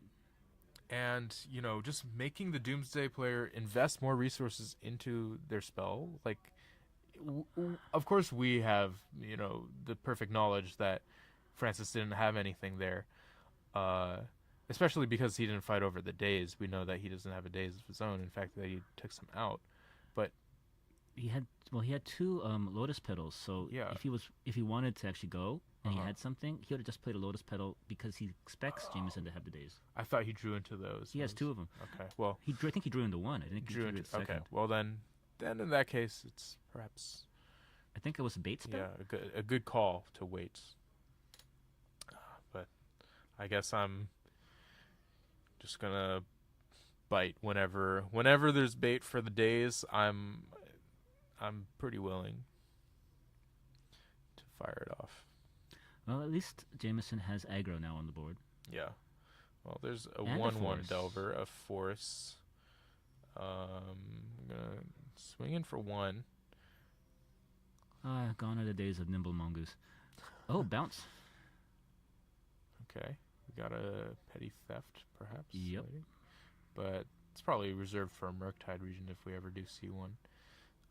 Francis is just taking it slow. He has got a Shieldred in hand. He's got a 1 ring. He's in no rush. He's a control combo deck now. Yeah. Just 1 more land, and he can play either of those 4-drop haymakers through a daze and just not worry about it. Have you ever seen the sheer disgustingness of a Shieldred on the board and a 1 ring? 1 ring? I have. At that point, you can just scoop the game. There's no point in playing, I feel. Because you get all the life, you get all the cards, And you get a 4/5 Death Toucher oh yeah. that actually gives you a clock. Yeah. Okay, so we're fighting over this insectile aberration right now. We're gonna send it back to hand. Right. Let it be recast. Oh, he doesn't even go for it. Or maybe that was an end step? That was the end step. Okay. So now he can either cast it if he doesn't have anything else. Yeah. Okay, so we're fetching. We're seeing if the coast is clear for a Stifle. Francis, I think, just drew a force. Yeah, Francis did draw a force, but does he have the blue card? I know we got... He has 5 cards in hand. Okay, we're Stifle. we're stifling what? the fetch. Oh, I see. Yeah. Okay. Maybe this way hard casting Doomsday isn't as much of a fear. Okay, we're just gonna take it easy. Hope to draw more lands next time. And all right, there's our Oh. favorite card, Disrupt. Disrupt. Unfortunately, it doesn't do much against either Shieldred or the 1 ring. In the counter war, he's just waiting for it. Yeah. Being just blue makes it so easy to, cast on a cantrip. Yeah, Urine Revealed is completely fair. Yeah. Did you say Yorian Revealed? Sorry, Lorien Revealed. Lorien? Yeah. Yorian Revealed is an action that I take when I Right. am playing. But you don't play Urien. Right. when I'm playing Control. Okay, so Oh. it's another force off the top for Francis. Now he just needs... All There right, he goes. maybe it's time to just play out Shieldred. Say, do you have it? He's forcing it. Jameson's forcing it. Jameson is forcing it. It is He has the 1 mana left for the a Disrupt. must Is it Disrupt? answer threat. It's Oh, the it's Disrupt! Is there a daze? That's it. And that's game. Disrupt has Disrupt has won us the game in Legacy 2024. You heard it here first. Round 2 of Tuesday Night Legacy It's won by punching Disrupt. way above its weight class. What It a stopped game. the Phyrexian evasion single-handedly. All right. Yes. Good game. Who would win? A Phyrexian Praetor or Or a person in a weird hat. a person in a weird hat casting a funky little spell? Hey, daze is still disgusting, even if it costs 1 mana. All right, let's just pretend like days is not an issue and move on, shall we? Daze will never be banned. Oh no, It's not going to happen. no, it's not. We love it too much. You love it too much, yes. Yeah. Just get some islands. No, Legacy. That's all you need. Legacy has a certain power level, and I feel Days is reasonable. No reserve list cards in Jameson's deck. This is Nope. pure blue magic. Just, wastelands, stifles, and Most expensive card is probably the Forces. Force of Will, which And those isn't are even going down expensive now, now. It's right? $40. I don't see any foils, so he's keeping it real. Yeah. If you want to get your friends into Legacy, now is the time. It's, they're sitting at $50 a You piece. can find it cheaper. You can find it If you cheaper. want- if lightly played, maybe moderately played. Yeah. If you don't care which art. Mm-hmm. And in my opinion, and which you may not agree with, I think Legacy's at its probably one of its healthiest points in time. Any deck is almost any deck can conceivably win the tournament. I totally agree with you. Let's do a roundup. We're getting a question. DAFK is disrupt. I'm gonna type it into chat. Here we Please go. do.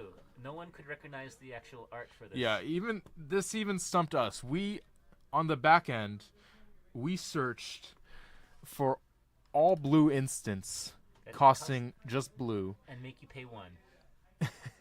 I didn't even search that much. Oh, okay. I just was gonna go through all 150 or so of those spells that were ever printed. And you might argue that, yes, it's not necessarily a high power level, but when you're playing 4 Stifles, 4 Dazes, 4 Forces, essentially Daze 2.0 that cantrips is pretty good. Yeah, I don't know why we weren't playing this card sooner. Because it doesn't stop creatures, which have become super powerful in Legacy at this point. But against the mirror or against any blue deck, it's great. Oh yeah, it'll tilt people completely. Yes. I bet Francis is reeling just a little bit from what just happened, but But he was playing against a mono blue Delver deck. I don't. you do have to expect some. He knew something was going to be weird. Yeah. Yeah. Okay, we're getting a bonus What's match. going We're on? getting Bryson and who's it? I'll find out. You'll find out. It looks like it's still Jameson, but I'll double check. our getting William out on the grounds to I'm not doing the tech, so. check. All right.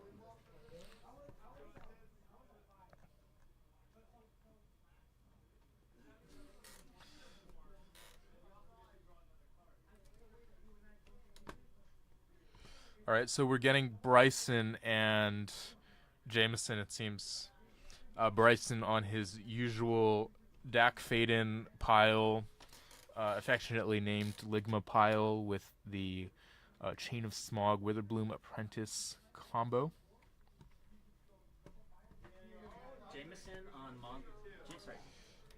Jameson on Mogwarts. Bryson on Boris Blue. All right, Jameson switched Popper. decks. We're doing we're doing Popper. Okay. When I said Boris Bully, what do you think of it? Well, that's a throwback. I feel like it wasn't even that viable when people were getting into Popper over here, but I suppose those are potential decks. What'd you say Jameson was on? Mogwarts. All right. Essentially, Yeah. lessons. Yeah, if you haven't seen enough goblins today, we're getting more. Yes, because Wizards has decided goblins shall be the new future. Oh no, it's the other way around. Oh.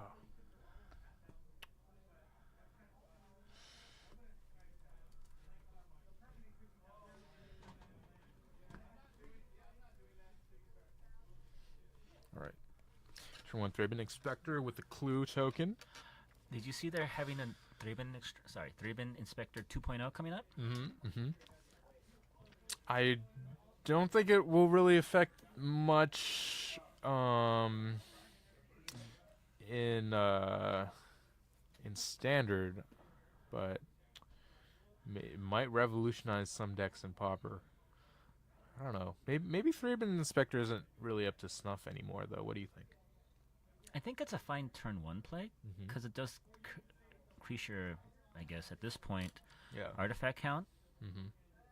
Yeah, it sees play in the blue-white affinity decks, just Right. as a card to generate an artifact. But the 1/2 body is really, not the best. It's not, but in this type of deck, you bounce it back to your hand. Yeah.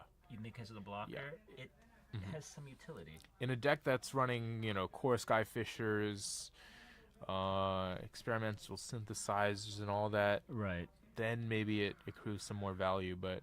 And all that glitters is just All right. increasingly strong if you Yeah. have more and more clue tokens. We're seeing Candy Trail here. Do you know what that card does? I've heard of it. I have never played it. All right, so it's a 1-mana artifact that's a food clue. When it comes into play, you can scry 2, and then just like a food, you can sack it, tap 2, to gain 3 life. But you can also draw a card. You draw a card, actually, when you sack it. So it does both effects of a food and a clue token. And how much mana is it? Just one? It's just one. So you can find it off your Urza Sagas too, if that Seems matters pretty to you. good, actually. I've actually seen it as an Urza Sagas target once or twice. Yeah, I mean they had Brainstone in the set. With Yeah, that's it's not so great, I guess. not great, actually. No. Yeah, 2 mana for a Brainstorm, 3 effectively if you have to cast it. Okay, so we're getting Faithless Looting out to smooth out the draw a little. Oh, he's using Mirage Plains. You're a Plains connoisseur, as I've seen them all. Yeah. What's your favorite Plains art? Oh, I used to love the John Avon ones, just Uh-huh. with the sunset or sunrise. Yeah. At this point, What set was that? Unglued or something? Oh, okay.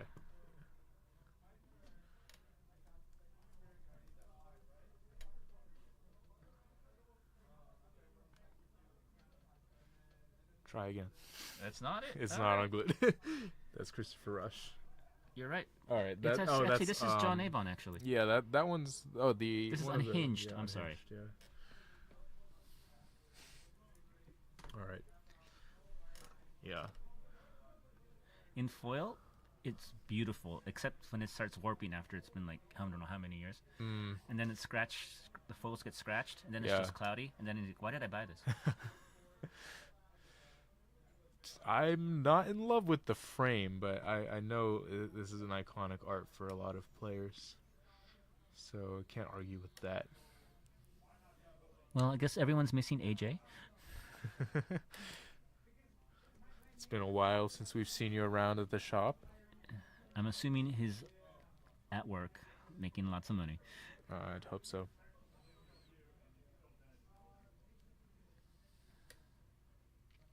We're just getting some classic popper action here. Yes. These are not decks that you see on a typical basis in today's popper metagame. It's all about speed. This will take 25 turns.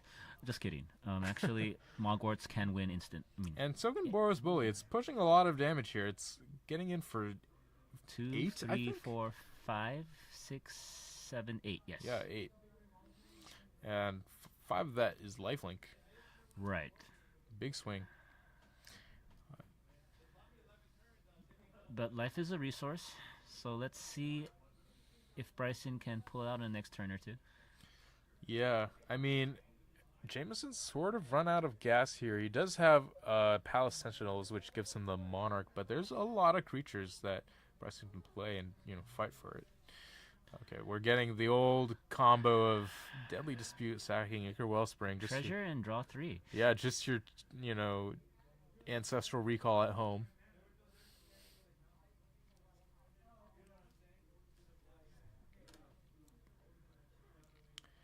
There's just a wealth of riches if you're Bryson right now. Oh, treasures. That's actually very funny. Good job. What? Wealth of riches. Yeah. No. Hey, you No quoted, pun intended You there. quoted poetry. I did Your not. one of your. You did. You quoted something. You quoted Wasteland, T.S. Eliot. Oh yeah. But that's such an iconic card. I love that card. I will show you fear in a handful of dust. Yeah, you're one of the only commentators who's actually quoted poetry, I think.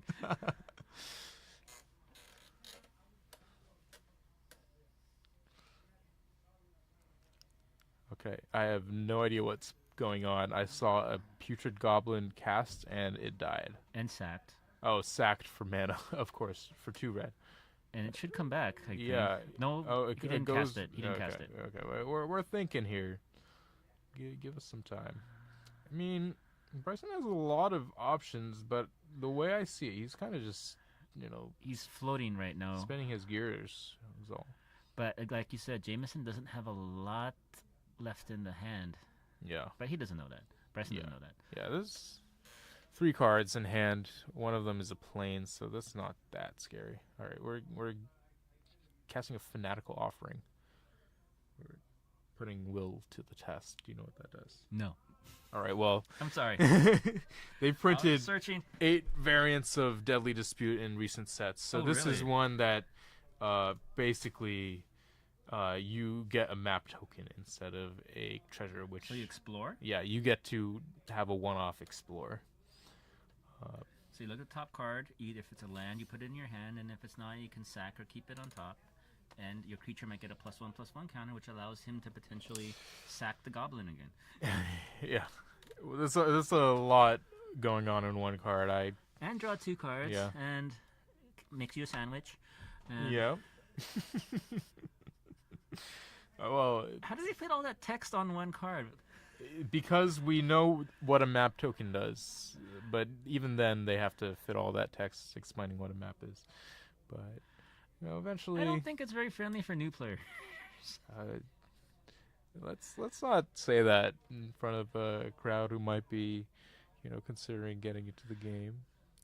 If you are considering getting into the game in Legacy, congratulations. Yeah. I'm assuming you have played a long time ago. You have the cards. Come on in. Mm-hmm. And to be fair, it's probably not more expensive than Modern at this point. It is actually cheaper depending on what deck you build. True. And Modern. Well, we're getting a New Horizons set in This the year, right? summer. Uh-huh. Yeah. So So rotation, soft rotations come in. yeah. So don't jump the gun if you're Careful with your purchases for a hoping to bit, buy a deck. because Murktide 2.0 might be coming. Hopefully something better than Murktide this time around. So I assume Jameson just out aggroed. Yeah, I think what happened was Rally of the Peasants was flashback, and then Dawn of Hope was cast to Mhm. give a +1/+1 +1. counter because Bryson didn't block anything. And yes, because he wanted to keep his combo pieces. Yeah, I mean that attack was 8 damage last turn, and so the Dawn of Hope just being an instant. Yeah, but Bryson knew Jameson could draw on a lightning bolt at any time. Yeah, So Lightning Bolt, Chain Lightning, burn to the head. Fire Blast, all cards that you can play in Pauper, which is actually, I'd say, a little more entry level Right. as far as budget goes, but the cards run deep too. Burn, however, has kind of morphed into Kolgatha, like all 4 or 5 variants. Mm-hmm. So there's a lot more aggro than actual just burn to the head nowadays. Yeah, like a lot of going wide and then pumping your team. I mean, there's definitely the red Bushwhacker. pinger deck, Uh-huh. but that's a little slower than just, Kolgatha get like lots of tokens and then pump them up and swing. Yeah, well, there you go. MTG Top 8 says Red Deck Wins is sitting at a healthy 16% after getting banned. Oh yeah, they just got a new Goblin guide that if you have an artifact Without the just 2/2 haste. drawback, Yeah. because you play 4 Great Furnaces. The drawback is that it's a 1/2 otherwise, but as soon as you get that artifact, It it's has haste. it's a 2/2 Yes. with haste. And Bushwhacker, oh my lord. Yeah. Mono 1-drops. The Blast Runner, does that mean they normally play Seal of Fires? Or not anymore? Because they need No, to have no Seal of stacks. Fire. Seal of Fire, I mean, I guess. Oh, they're playing Chromatic Stars. Okay, something that's stacked in order to trigger the Goblin Blast Runner. Yeah, Chromatic Cantrip. Star because it replaces itself, I suppose. Mm-hmm. And, yeah, you can. Oh, Keep it Goblin around Grenade, for because Cold everything Oath is a Rebirth. goblin except the random vampire. Yeah, I think the tiebreaker there is Cold Oath of Rebirth being the centerpiece of the deck. Yep. Well. And then fling one, no, not fling one. Sack one for a Goblin Grenade, 5 to any target. Yeah. Affinity, always good. Mono blue aggro, 7%? Oh yeah. In the metagame? Yeah, I mean, so from my outsider knowledge, I believe it's just a metagame of red, affinity, mono blue, not spirits, fairies. Golgari Garden is very popular. Yeah, Golgari Garden is surprisingly popular, and blue black Essentially just a control is just serpent and Right. Gurmag anglers. But yeah, black green with crypt rats and initiative creatures. It's just everything is an advantage card. Yeah. You'd be Nothing is just a surprised. 1-for-1. Mm-hmm. These decks would not stand up to the test against these new popper meta decks. But as we're seeing, we're getting some good old-fashioned slow gameplay. See? Draven Inspector. Turn 2 cycle the secluded 4 is step. not enough. You need at least 6 in your deck. Yeah. What else are you going to put in? Swift Spear's gone. I don't know. I don't think Thraben Inspector is a broken card by any stretch. So It's not. It's still a value card. though, for a having turn. more of them isn't exactly going to help any deck's issues in Pauper. True. But when they're 3/2s that are attacking, Since when are they Forest 3/2s? Bullies. Oh, okay. Well, They are actually a relevant body that you can use to attack. uh-huh. Majoring Bully. This guy. Huh. We'll see. I wonder if... I don't think I've seen a single Majoring Bully from I don't even know if most of the bully decks play it Jameson's anymore. side. I just see Seeker of the Ways, Battle Screeches, and Prismatic Strands. That's all that's here. The bullies are late to class, it seems.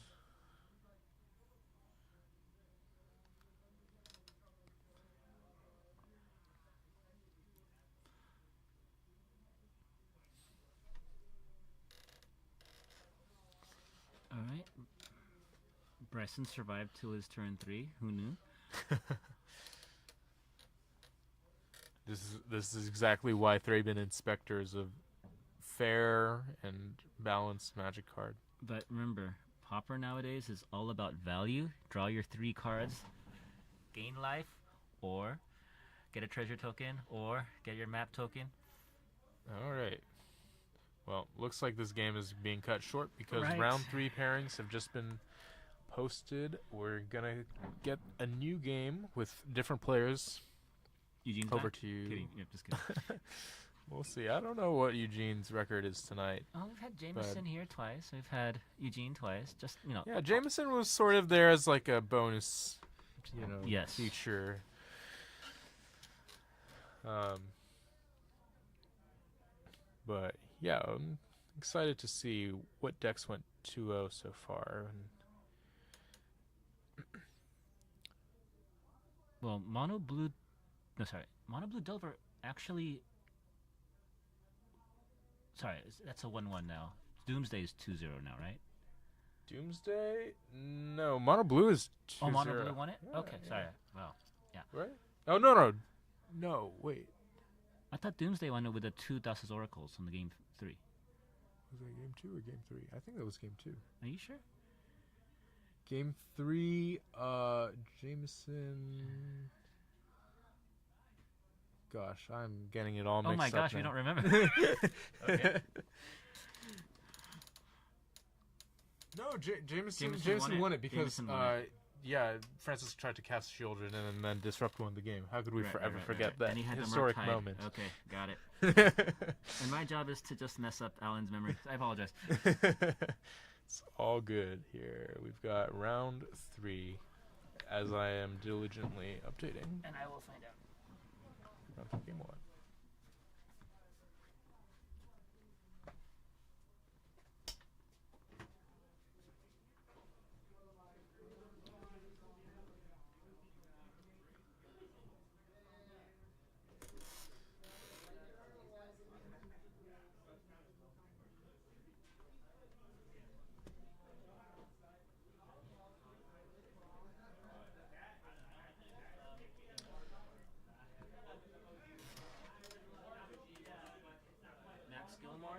Okay, and Alex. Player 1 Yeah. and Alex.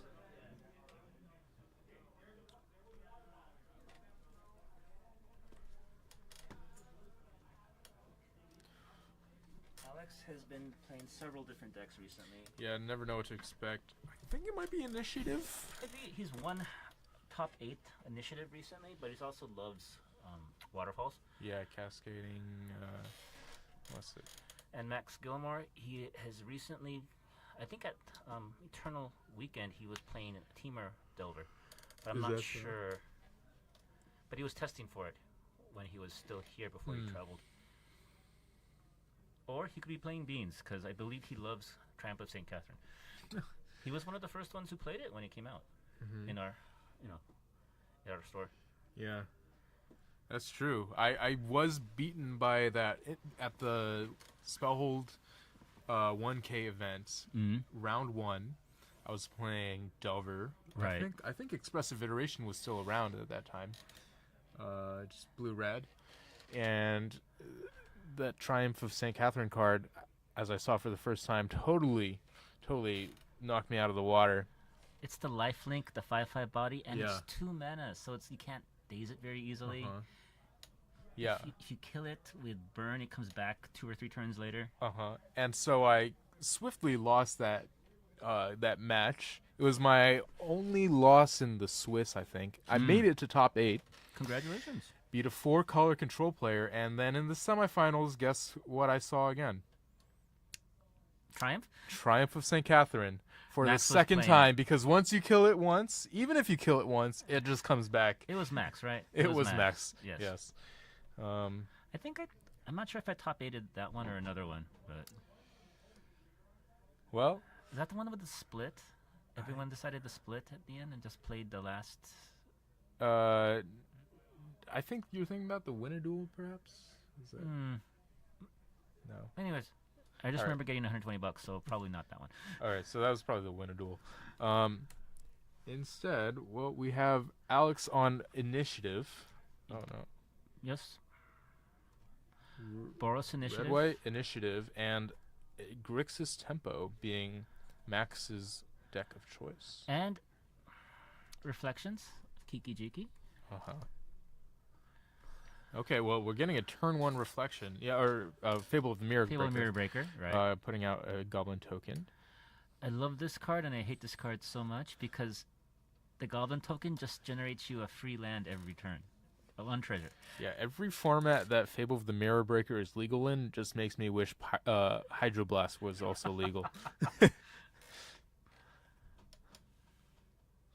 Yeah, and so I've been playing a lot more Hydroblasts than I would otherwise because of the presence of this card and oh my gosh, a lot of other things. Okay, we're seeing Stalactite Stalker. I've seen this, yes. It's a black 1-drop that has Menace, and if you descended this turn, do you know what Descend is?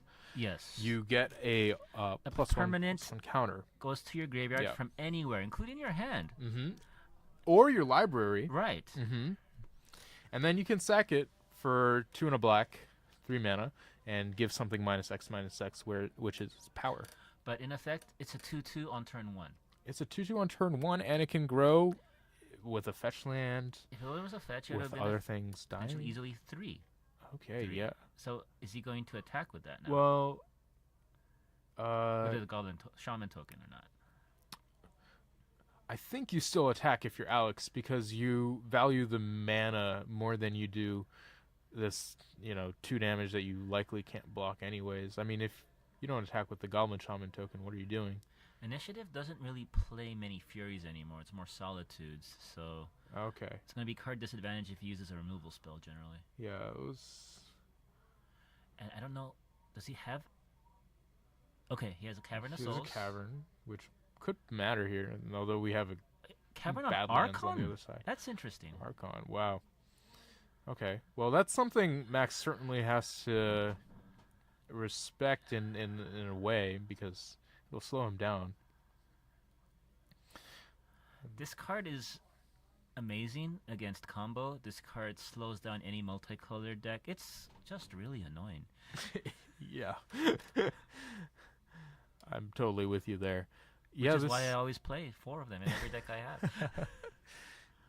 That's why you and I are mortal enemies when it comes to the battlefield.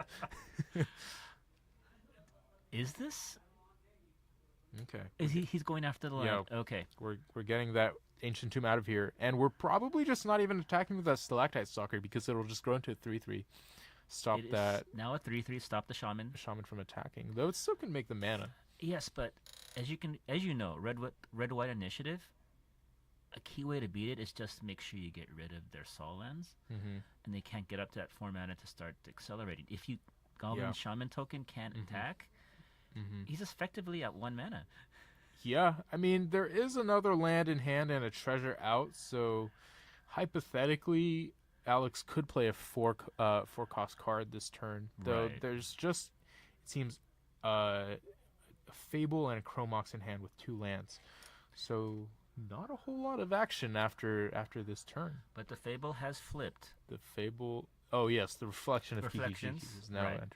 so now he Yeah. can just create a Goblin Shaman token, swing, just keep on generating mana if he wants to go out that route. True, and that other Fable helps, get those 2 lands converted into other cards, so that Chromox even.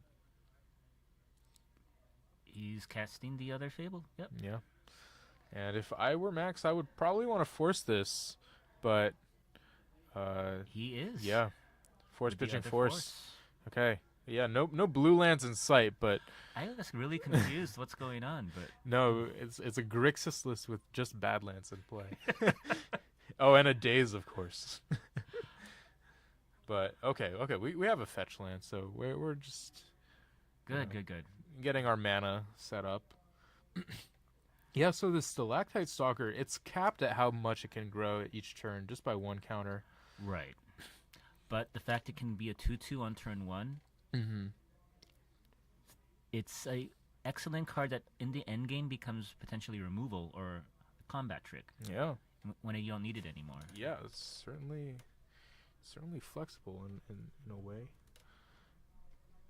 And don't mind me, I'm just looking if our store has any copies. Stalactite Stalker. Right? Because if so, they Are you will see interested in one. it? None. It's late to the chase. Well, I think Threeben U actually had a YouTube video on it, then it started selling out. All right. Well, we're seeing Max thinking about this ponder. Mm-hmm. At this point, does every red deck have goblins in it now? Just kidding. But Oh. I mean, other than Griska's Temple. what about does? Oh, we're killing the It was a good play. in my Goblin opinion. Shaman over the reflection. But that Reflections is a very scary card. Okay, so we're caring more for the mana development than whatever this reflection could copy, because you'd need mana to get the thing into play first, I guess. Right. If it was a 4 mana cost spell, he wouldn't have the 5th mana to copy it. Mm-hmm. And his 3 mana creatures aren't necessarily all that dangerous. And since we're seeing Alex attack with the reflection here, that's a good sign for Max. And unfortunately, as a initiative player myself, 29 to 30 cards are just mana. So if you don't get out explosively, Yeah. sometimes you just draw Mox, Chromoxes, you just draw Lotus Petals. Simian Yeah. Spirit Guide at least is a creature. But Okay, so Max is just attacking for 4 every turn, which is kind of what oh, there it is. what an initiative deck would do to you. And other he's side. pumping them up. Yeah, the other Stalactite Stalker grows alongside the one that 5 was played ages ago. And a 2. Yeah, 5 and a 2. That's 7 damage on the table. Yeah. Alex is hoping to draw a relevant spell, but I just see, Chalice of the Void, which is a little late. yeah. And Alex realizes. Yeah, let's forget about this game. Let's go to game 2. Wow. I was at first a little hesitant to buy into the power of Stalactite Stalker, but you know, it's shown its strength here. It's a 1 mana pumper essentially. It just gets bigger and bigger and becomes a removal spell. You can't block it very easily. Yeah.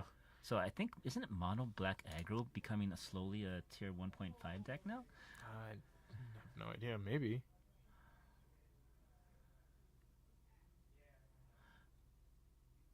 Like the number of actual good black spells that have menace is increasing. You have your griefs. Yeah. You have your Thothy Voidwalkers, which is admittedly 2 black. Right. You have a 1-drop potentially. Yeah. Fetches.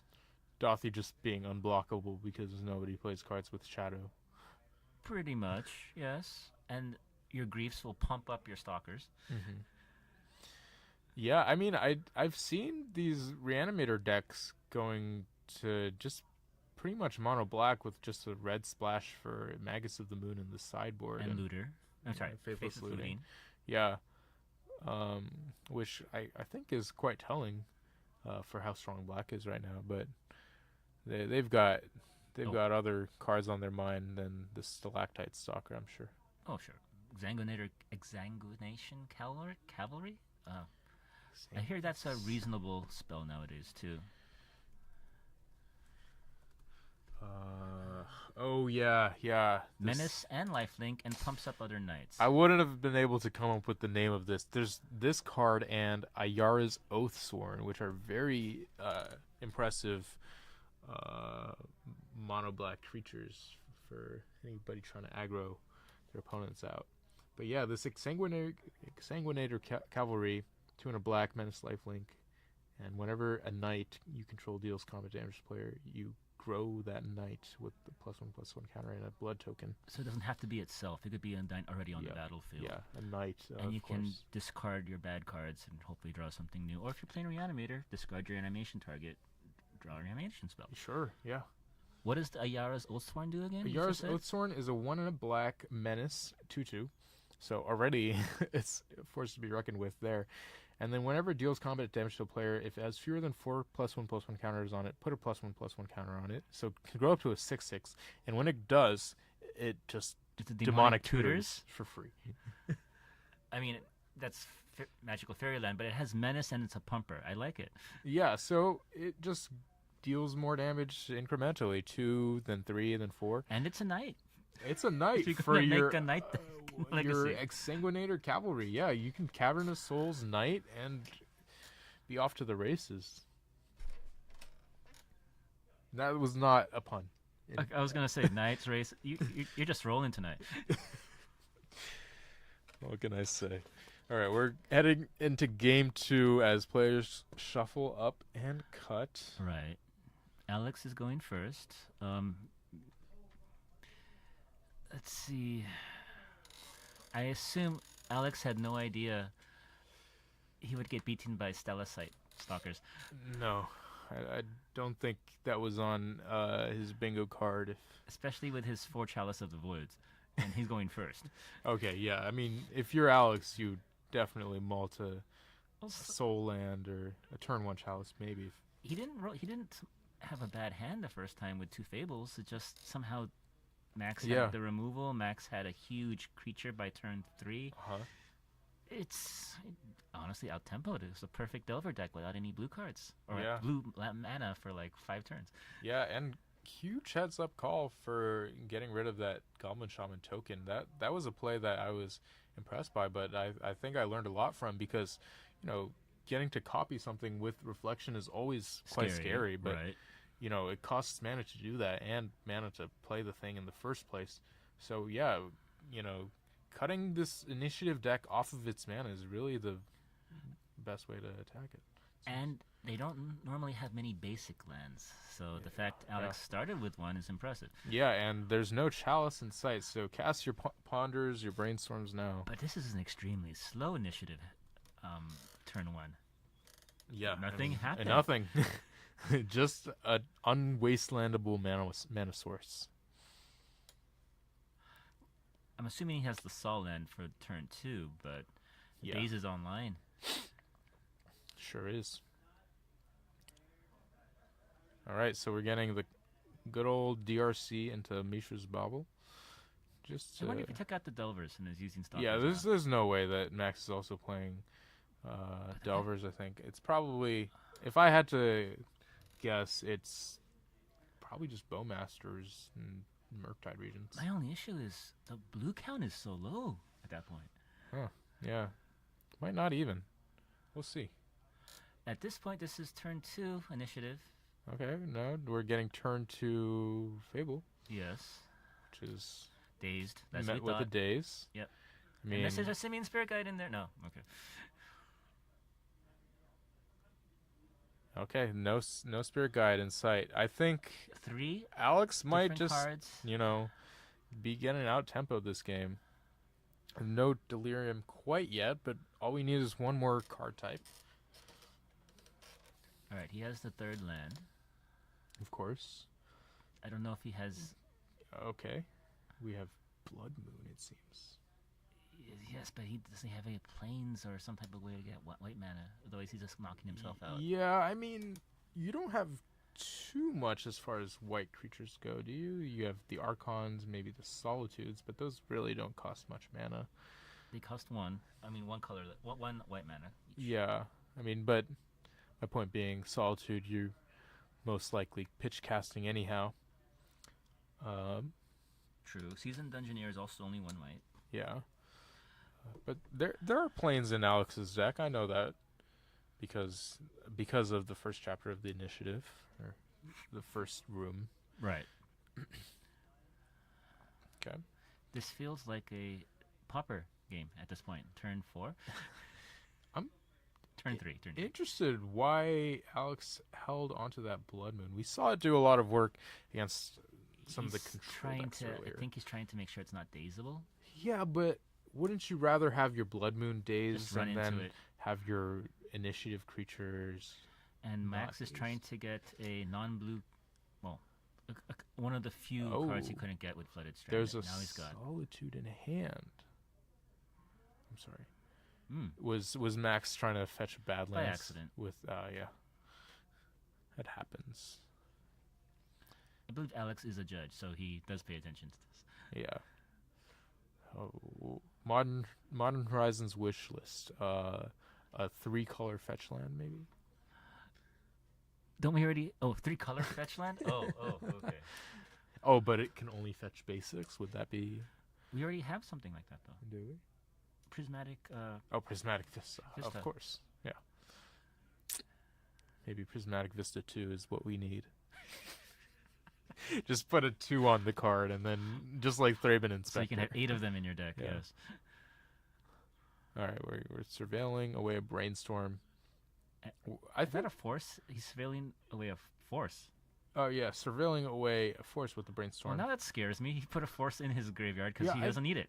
I think Max just wants to pressure Alex as much as he can right now. So playing that other DRC or maybe, loading up on bolts is what he wants. Because there's a Molten Collapse in hand. Oh, I like that card. Dreadbore Plus, Right. basically. Blow up target chalice. Okay, and I think that's a Stalactite Stalker, if I'm not mistaken. Alex needs to play that Yeah. Blood Moon. Okay, Oh, not. well, we're getting a Seasoned Dungeoneer. It doesn't look like that Force of Will would have mattered much anyway. And here we go with the initiative. And let me tell you, I He founds his planes. bet you he's You searching bet? that You plane. bet? All right. I bet.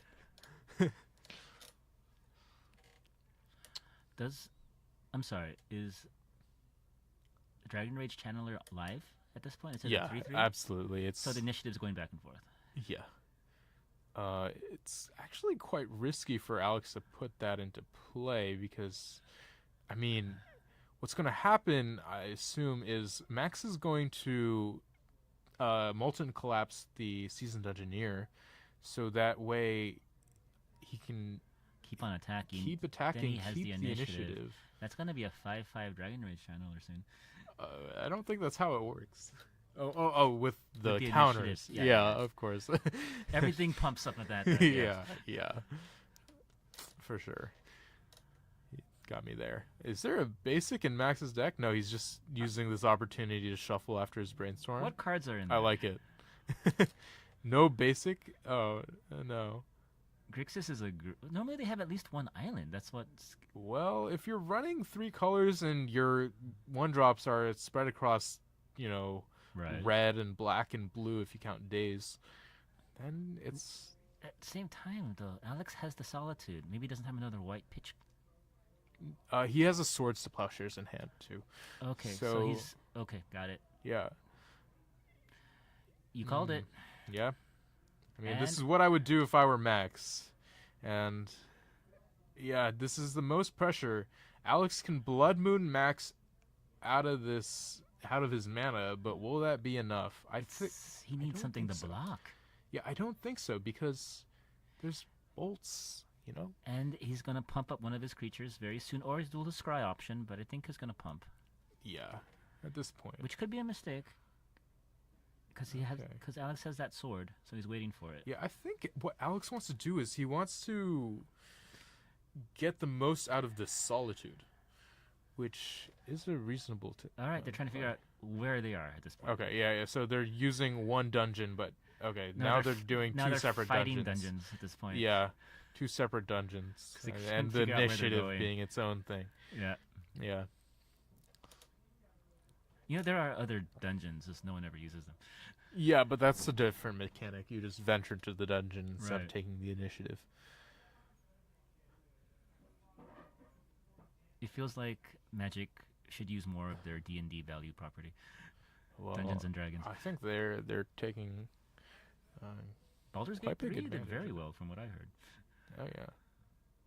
Game of the year in 2023. Really? Have you played it? No, No. I'm old. Magic is my only game. I so played far. a bunch of Legend of Zelda. It took me off of Magic Ah. for quite a while, but then responsibilities came around. But maybe now's the time to get more back into it. So Alex is thinking The heavily Blood about Moon- what he wants to do this I turn. don't think casting the Blood Moon, unless he can stop the Flyer and the Menace creature, Yeah. he's going to lose in 2 turns. So the Stalactite Stalker is just incredibly annoying here Because because of the Menace. yeah, because of the Menace, he has to get rid of that Dragon's Rage Channeler because there's no way in the world he's ever blocking a 3/3 with flying. And the Blood Moon is no longer very good anymore. But he does have the Solitude, which you can hard cast now. Yeah, I think you just have to make the most out of your mana here. And he does have the sword, so he could wipe the board. It's just Yeah. he's not the initiative holder at this point. Yeah, Daze is another consideration, but I think what Alex has to say is, at this He's point, pumping. I can't play around Daze. He's pumping. Which Yeah. one is okay? Okay, yes. Which one are you going to go for? And he goes for the swords. Well, the Solitude wouldn't be able to block the Flyer anyway. Exactly. You're right. But it could at least fight for the initiative. True. I'm actually... That's 4 mana is a lot of mana to not use. Mm-hmm. I think in this scenario, would you have... Blood Moon and that, maybe. On my turn, and swords. I'm going to use the swords, so I'm going to use it on that turn. Yeah, I think the issue is that Alex didn't want to run out the Solitude into the Stalactite Stalker because it would just get rid of the Solitude, his only creature, to fight for the initiative. Whether or not Max would be willing to take his turn doing that, I mean, it remains to be... We'll never know, but... Well, he couldn't block it. Yeah, but I'm saying, what Alex could have done was hope to get rid of one of the creatures, Right. swords the other, Right. and then, start fighting. But that would require 6 mana. Yeah. And we I'm don't waiting- have that kind of time. I'm waiting for the 4th, Urlingus. Urlingus? Anyways, Aerolingus for Yes. the Orlingas? that's the only way I can see him coming back. Yeah. I totally agree. I think there's a bolt on top. Oh, jeez. Or is that a land that he's choosing to draw for this turn? Oh. It's a volcanic that he's drawing with the Max ponder. has not Oh, drawn... there's 2 bolts in hand. There's yeah. no Murktide. It's just mono 1-drop at this Just- point. Not yeah. even Orcish. Removal, Master. threats, and It's burn. the perfect Delver list. Have we reached... Have you gone back? Back in time? Yeah. We were talking about Teamer earlier, but maybe it's Grixis' time to shine again. Although engineered explosives, I'm gonna put them in my deck at this point. Oh yeah, you better. My questing druids will get around them. True. And Murktide Regents. You're never going to come up with 7 colors of mana, even if you tried. I have nothing to say to that. I agree with you. Yes. All right. Okay, we're getting Solitude. He's trying to. I don't see any. Upkeep. I don't see any permission. It's just all. It's just bolts. removal. Mono it's bolts. Molten Collapse and 2 bolts, and I think he's drawing a 3rd bolt off the top right now. So That's 9 damage in the air. 9 damage to the head. Yeah. Okay. Or Well, kill the he's Solitude. taking 5 from the trap this turn. So yeah, take 2 bolts and you're that's it. dead. Yeah. Okay. What a dominant showing. Not what I expected, because initiative does have those turn 1 plays where they stop Yeah. your opponent's development, essentially. Mm-hmm. I mean, yeah. As a tempo player and Yes, he's you as looking an at- initiative player, we know this matchup better than most. 50-50. It's like, yeah, it's 50-50, but sometimes the Delver But player this is has dominant.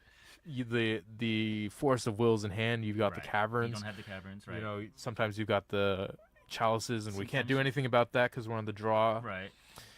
But this just made it look the other way around. At a certain point, it didn't matter what Alex had because he already had 5 power worth of almost unblockable creatures just attacking. Yeah. Wow. Menace is extremely good. Who knew? Well, good point. The initiative, like, it's just one big creature attacking generally, so Yeah, it's hard to exactly. have multiple creatures blocking. Yeah, and when you can Hydroblast them away, both the Molten Collapse. Gee. Too think- bad I our thi- store I doesn't think- have it. The Molten Shoot. Collapse would have killed any chalice. That's a great card. Yeah. Oh yeah, it gets rid of the chalice too. Yeah, Well, it's a 2-for-1 potentially. yeah. Oh, He so he had took out the 4, 4th of Erlingus. And he took out the Touch the Spirit Spirit Realm. Realm. Yeah. Would you have done the same? I would have kept the 4th. Maybe a couple or I would have kept it just All? trying to get early. uh-huh. I would have just hard cast it for 3. Yeah. I didn't know. I wouldn't care so much about getting it, saving it. You ever just cast it for X equals 0 just to get the Monarch? No, because that would require me to have a creature already attacking. Sometimes. Yeah, because you still need to be able to do the damage in order to get the Monarch. That's true. If you just keep them as blockers, you don't get the Monarch and it never happens. Yeah.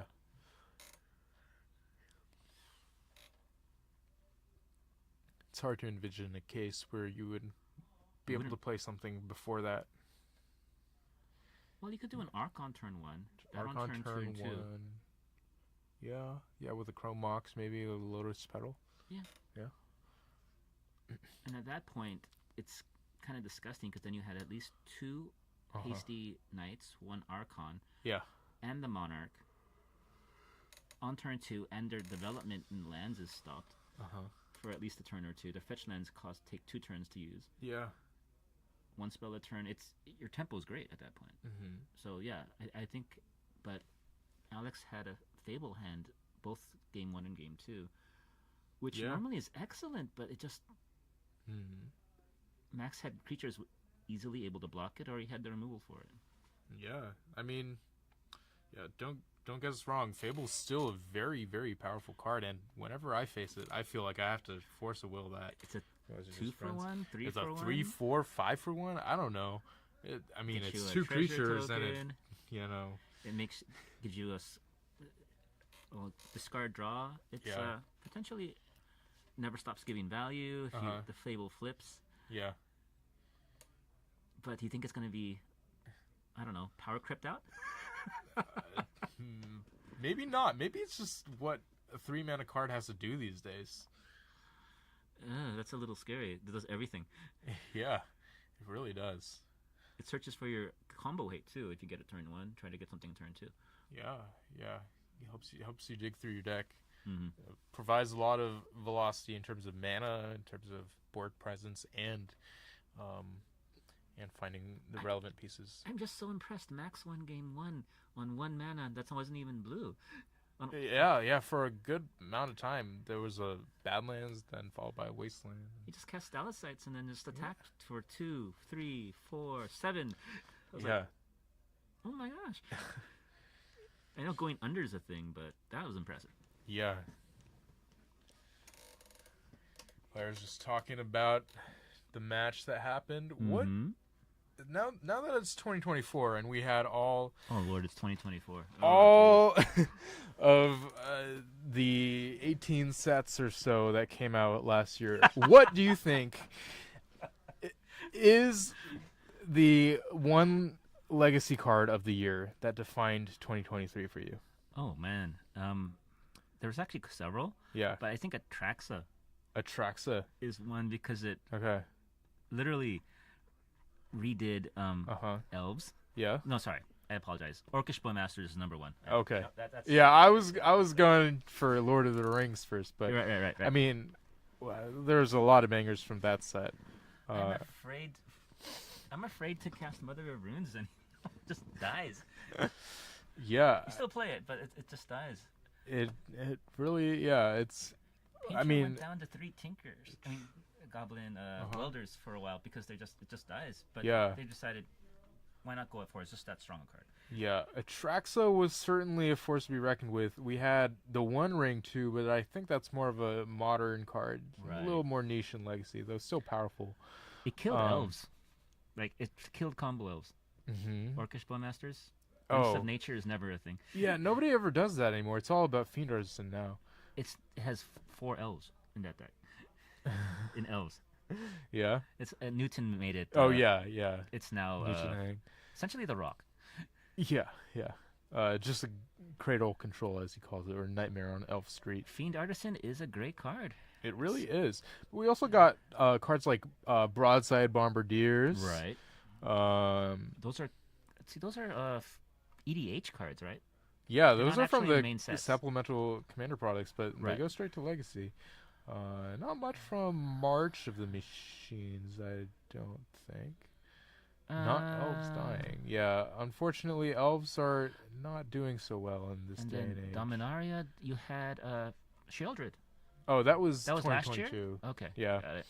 But yeah, So you're right. Lord of the Rings, 4th Idolin, Bowmasters, yeah. the Fourth One Element Rings. was- Oh, Land Cyclers. Sorry, the creatures. Sorry. Oh, Lorien spells. Revealed. And They- Troll. they- Troll was such a Troll has done so much for Reanimator. so much for Reanimator, so much for so many decks, really. It's made Scam a thing in Legacy because a 6/5 on turn Yeah. 1, Reanimate? potentially. Yeah, who knew? New cards just making old cards even better. And it's not that embarrassing if you need to reanimate it because you couldn't get your Archons or you couldn't get your Atraxas. Like 6/5 triple menace. Yeah, absolutely. And Questing Druid, let's not forget about that. True. People weren't sure about that card for a very long time. Yeah. I don't think any of the Jurassic World or Doctor Who cards Not made yet. it in Not yet. quite yet. But I do remember people talking about the Indoraptor. If They did, yes, but the you'd have to sacrifice a lot of tokens to make that work. yeah. Well, we'll see. Max Gilmore 3-0 for the night with Grixis Tempo. I wonder if there's any other 3-0 players in the room or if he just took it down. I'm not going to ask them to move.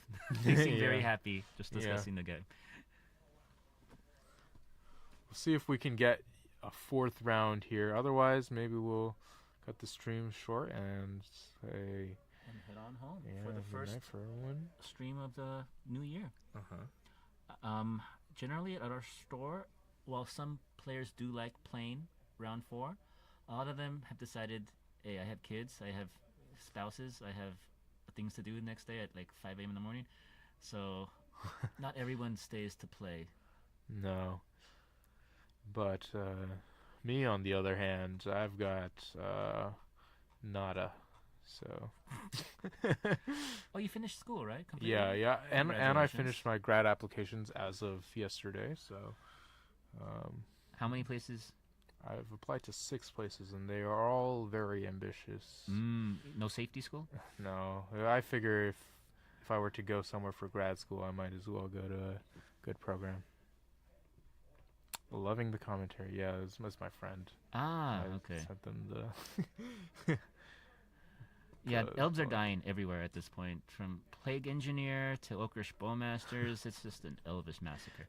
Yeah, they unfortunately, I don't think any of them really play the game to know much about what's going on. But oh yes, thank you for the wishes.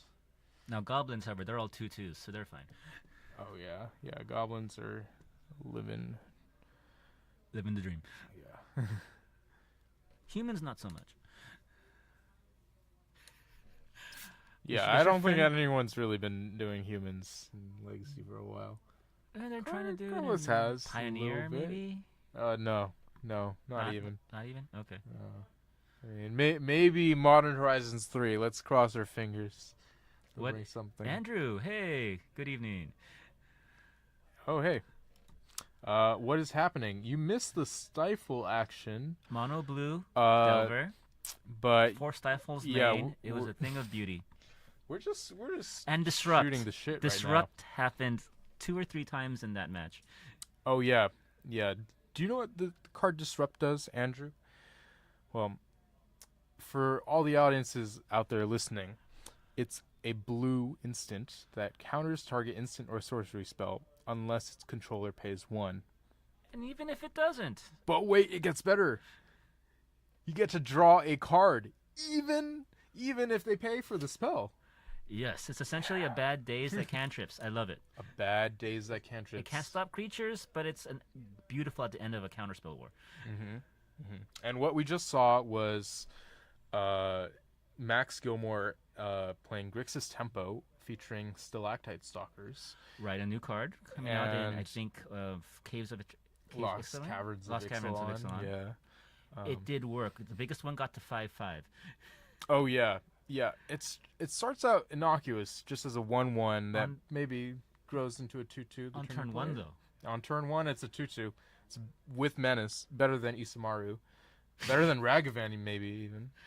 I don't know about that, but yeah, it's pretty good. And it has Menace, so against the initiative Alex player, Yeah. he didn't have enough creatures to ever block it. No. Yeah. If all you can do is put out 1 creature a turn, you're losing the initiative as soon as you put it out there. Right. Yeah.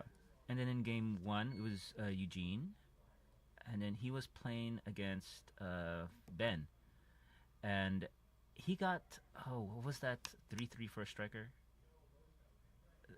Goblin, pirate guy. Oh, breaches. Breaches. Yeah. He made sure endurance never blocked. Ever. Oh yeah. I mean, That was impressive. yeah. Ben realized when that happened in round 1. Ben realized as soon as he put that endurance back on blocking duty, it might as well be sending You it have in. 6 creatures. My endurance can't block. I'm attacking. That was great. Yeah. Maybe we should be running more sweepers in Legacy. I think Terminus for Beans is the sweeper of choice. It is certainly the sweeper of choice. I was thinking about that on the way here. Supreme Actually. Verdict is a card I loved in Control, but at this point, why not cantrip with it? I almost wish it cost 5 mana. That's a weird thing to say in Legacy, but yeah, I understand. Yeah. I mean, Terminus being a 1 mana. Potentially instant speed if you've set it up. Oh yeah, I love it when it happens. Gone are the days of Sensei's Divining Top. One time, Alex went ahead and cast Creative Technique on me something like 7 or 8 times. Built out a massive board. I was dead to his attacks next turn, but of course, Terminus was just there on the top of the deck waiting for me. Yep. With my name written on it. And with Mystic Sanctuary, you could have Terminus, Easily, yeah. Terminus. Terminus into Terminus. Yeah. With a brainstorm. Of course. Oh wow, you can Terminus 4 times off of. Sorry. Exactly. 3 times off of 1 Terminus if you run 2 Mystics. Play Beans, draw your entire deck, discard to hand size. But then you lose because you drew your entire deck. Good game. I found with Beans 1 Thassa's Oracle. in Beans deck. Yeah, exactly. Kidding. No joking. People put 1 endurance in their deck just to loop their deck. Oh, Yeah. And as like a little niche piece against graveyard combo. I don't know, Suffled Breakfast. If anybody ever People still does play that. it. Yeah, in Bowmaster's Right. land. But normally, no, good point. Even Teferi is a little scared of Bowmasters now. Exactly. I still don't know what happens if you bounce a Bowmasters with Teferi, dude. Or bounce something else with. Let's see. Do you get the bounce ping? it? Do you draw the card? You draw the card, but Does does the ping I happen? think it's out of play before the ping happens, right? Okay.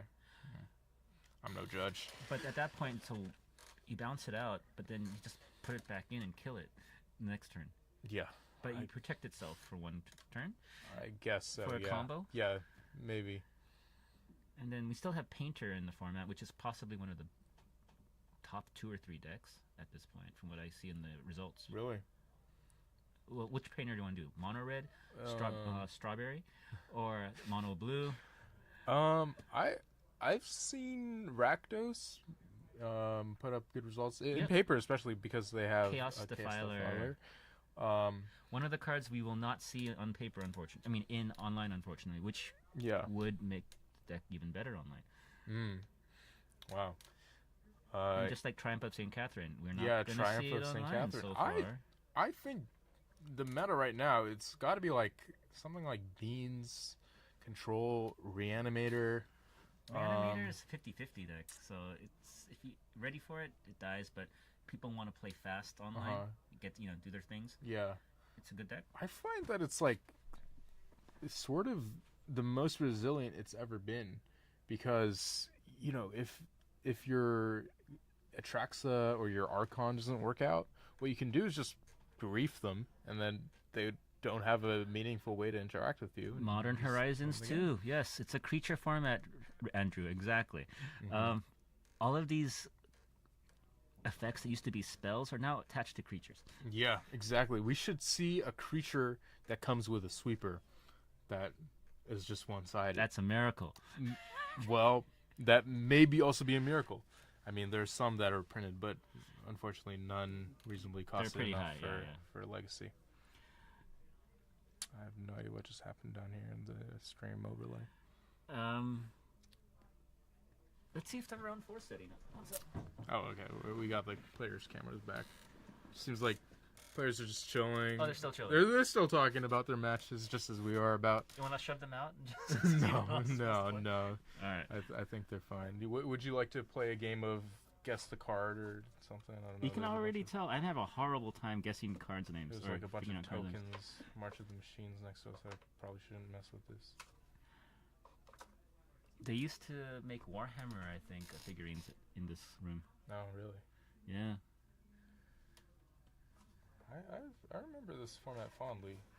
Guess March the of card? the Machines. Oh. Oh, and I mean, this is Dominaria United. Not a bad set, actually. Shieldred's everywhere. Yeah. You play much Limited? Not anymore. I used to love drafting, but I got married, and that was it. I have one night of the week to myself. I don't play Legacy. Fair enough. I've been playing some of the Arena Opens lately. They going? brought Cons of Tarkir onto Arena. Finally? Yeah. Excellent. And I had never got to draft Cons Here's sort of a great format. in from what I paper. hear, Yeah. Yeah, it's pretty fun. Multicolored, but a lot of mana fixing and fetches. Yeah, and morphs, which had so much depth to the gameplay. Yeah, because unlike the prior morphs, there were so many, you actually didn't know what they were. So yeah, it's an excellent format, and I'm glad to see it. Yeah, you got married to your spouses, as you said earlier. Yes, Andrew, yes. That's what marriage is. Yeah. And you are too married, so Yeah. Is that why you're not here? Well, there's a card called Wedding Announcements, which is, from what I hear, or I've actually seen, because there's not really any format that I don't play unless if it's Alchemy or something.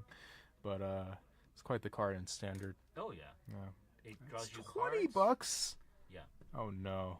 I'm thinking about what standard deck I should build if I were to get into it for the competitive season. But is that worth it in terms of like, well, rewards / prizes? maybe not, but mono red aggro is $100 from what I saw, so not too bad as far as decks go. Oh, definitely. Yeah. We'll see if that stays the same. It's saying 73. Let's go, guys. Hey, Hey, we're just shooting the shit. we actually have On like stream. 7 people. It's a lot of my friends 8 and people? Yeah, they're just Andrew and listening to him AJ. talk. Excellent. Yeah. Yeah, cool. And we don't want to from get people out who are actually happy sitting on table 1. So Yeah. it's good. We're just talking about standard now. Oh, Yeah. standard. I don't know anything about standard. Exactly. You ever seen these cards before? Like specifically this card? Yeah, you know what we could do? We could do a guessing game. I'm going to hand you a stack of cards. You're going to say the name, and I'm going to tell you what the card does. Oh my god. You know, we can just turn this off and say, we'll be back type of thing. No. You need a break? No. Oh, okay. All right. Yeah, I mean, you guys can go to the in between. Oh, rounds. no. There's no need. All right, I'm not looking. We just love streaming. I need a blindfold of some sort. By the way, the producer 3-0. Yeah. Uh-huh. Okay. Congratulations. Nice. Thank you. You think you can beat Grixis tempo? I don't know. Is that what you're on? No, No, Max no, played fine. Stalacite Stalkers, Uh-huh. and then it just became like 5-5, 6. Oh, yeah. It was disgusting against Alex. Card is incredible. I was like, this thing just enters in before Chalice even hits. It just keeps on getting bigger, and you can't block it. And I bought 2 play sets today for $1.50. $1.50 each? each. Mhm. Did you buy them all here? Because they're no longer in No. Spellhold. Okay. Yeah, I need to, We I need were to buy trying them to buy now. it right after when we saw it. And I'm like, Yeah, yeah, oh, yeah. they're not here anymore. It's a real card. It Yeah. is. I also got the Exsanguinated Cavalry. I only bought 1 play set of that though. Oh, Okay. yeah. They're I like don't think $2.50 I don't apiece. think that's growing much. No. Probably not. It's a fun card though. Yeah. But I think Stalacite ones it could grow, It could. and I don't want to shill for a Thraben you, but it looked fun when he played it. Oh yeah. Yeah. Mm-hmm. The guy's okay. Oh wait, he Not bad. improved. So Yeah. okay now. Okay, excellent. Yeah. I watch all these videos. Mm-hmm. I don't watch the Bosch and Roll videos though. Okay, well, why not? I don't know. I feel like Bosch is better. I like Bosch's analysis more personally. Nothing against Phil, but All right. All right, we should Are be we- going are into we- round 4. Doing oh, this there's guessing never round game? 4. Oh, No. you want me to do the guessing game? Yeah, I mean, I saw the first card, so Okay, I'll do the next one. yeah, just burn it. So what am I supposed to do here? Name the card. I just name it. Yeah, name it. Captain's Call. This is from Dominaria. Restored. Dominaria United. United. What's the mana cost? 4? Just 3 white. It's makes 3/1/1 white soldier tokens. That's right. Yeah, sorcery. Sorcery. It's a sorcery. Yeah. Dang. That's insane. Alright, I'm going to go down the pile here. Please use your I'm for more important things in your life. Okay, so they're all Dominaria. blindfolded. Here. Here we go. Oh, this is a classic. I love this one. Erg, Spawn of Turd. Oh, black green. Yeah, It's a 0 or star 5. that's correct. Its power is equal to the number of lands in your graveyard. My God. It has black green, which activated ability Mildew, and put a land back into your hand from them, or something like that. Okay, so you're a little muddled. Okay. So it's got a triggered ability on upkeep. You mill a card. Yeah. Look Okay. at the top card. Okay. You can mill it. Okay. And then the activated is green black, sack a land, gain 2 life. I was so close. So though. close. So just like more close than it needed to be. I'm Okay. actually concerned that using your incredible brain space to memorize magic cards from more recent sets. What can I say? I Save the draft a world, lot. dude. Save the world instead. All right, last one. Impede momentum. 1 in blue. Put two stun counters. No, put 3 stun counters on target creatures. Scry 1. Extremely close. You only Sorcery. tap target creature. Oh, tap target creature. Yeah. Yeah. And Yeah. put 3 Yeah. stun counters. Yeah. Oh, I see. Scry 1. Yep. What did you win, sir? You win. $35 credit with the store? You win your store credit. Yes, and Congratulations. incredible shame and humiliation for I don't know, my for all of your hard Nordic working fans. knowledge. Yeah. All right, jump to the screen. Oh yeah. We're getting the round 4 up for you right now. All right, more player talk. That's nothing new.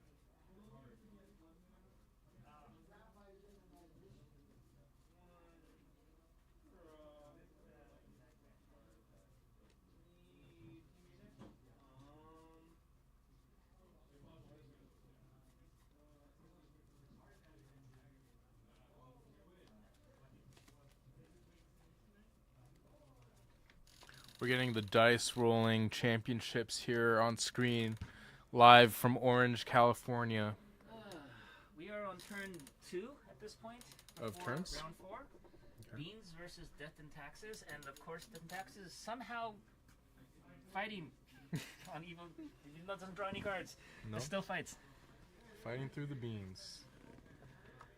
Do you want to do more of the guess the card game? If you do it, 'cause I would lose immediately, so I already gave up. Oh no. I mean, I enjoy being quizzed. Ah, Yeah. okay. All right, sure. Let's try it. Give me a stack. We'll probably have to finish up in like less than a minute, but let's do it. We can. Here you go. All right, thank you. All right. Back in the hot seat. All right. Pixie Illusionist. Blue. 1/1 flyer. 2 and a green kicker. No. Close. Very close, but not 2 and a green. So Green. 1 and a green. 3 and a green. Oh yeah. 3 and a green kicker. If it was kicked, it comes in with 2 counters on You it. got it? Yep. And you can tap to make a land any type. You got 90% of it correct. Good job. All right. All right.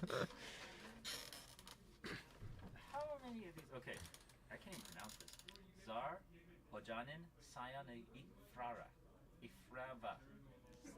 Zaro Janin? Is it the 3 green white 4/4 with domain? You got it. Oh my lord. I Yes. I don't know what the rest of it does, but Oh my gosh, you got that part. Yes. It's just too much text. oh, I'm not gonna read that. All right. When it comes into play, when it becomes tapped, Uh-huh. +1 counter on each creature you control with toughness less than number of basic land types Oh my god. among the lands you control. Yeah. Yeah, I'd have to read that 4 times. Yeah. to play that No. draft. All right.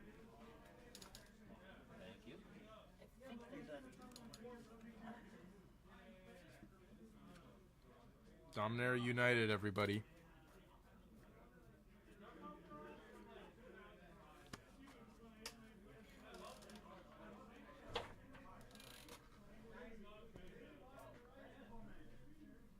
We are friends, Andrew. I don't know what you're talking about.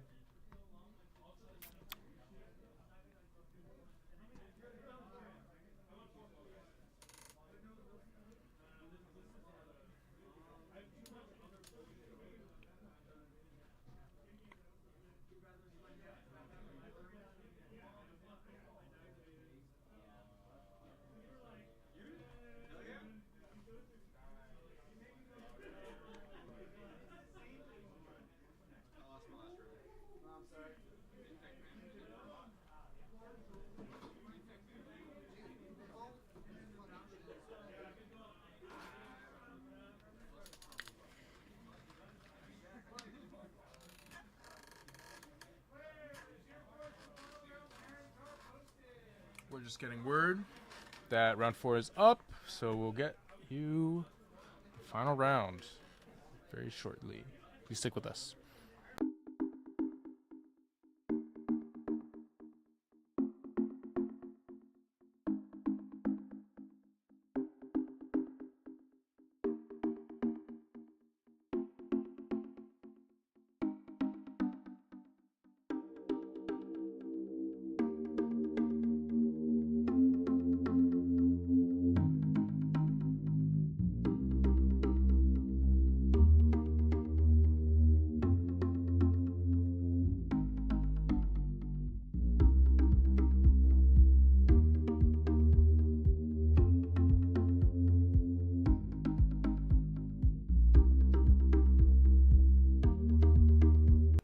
All right, welcome back.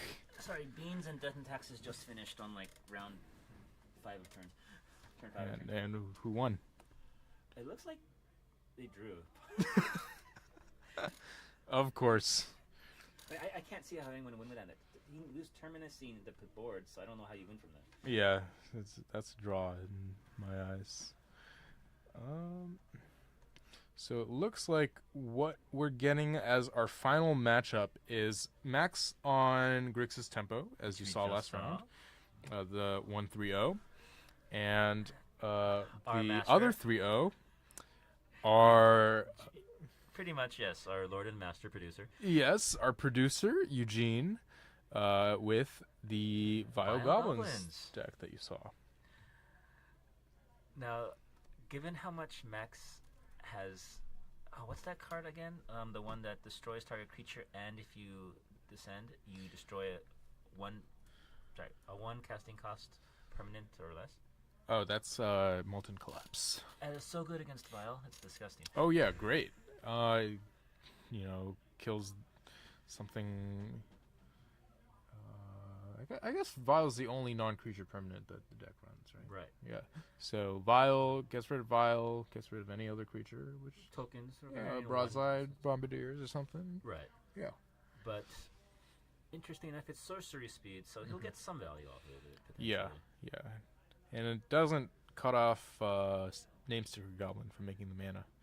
As we're about to see Eugene present the sticker deck. You know the trick with Namesticker Goblin, right? If you kill it. Yeah. If you kill it, you don't get the mana. Right. So a lot of people don't know that. Exactly.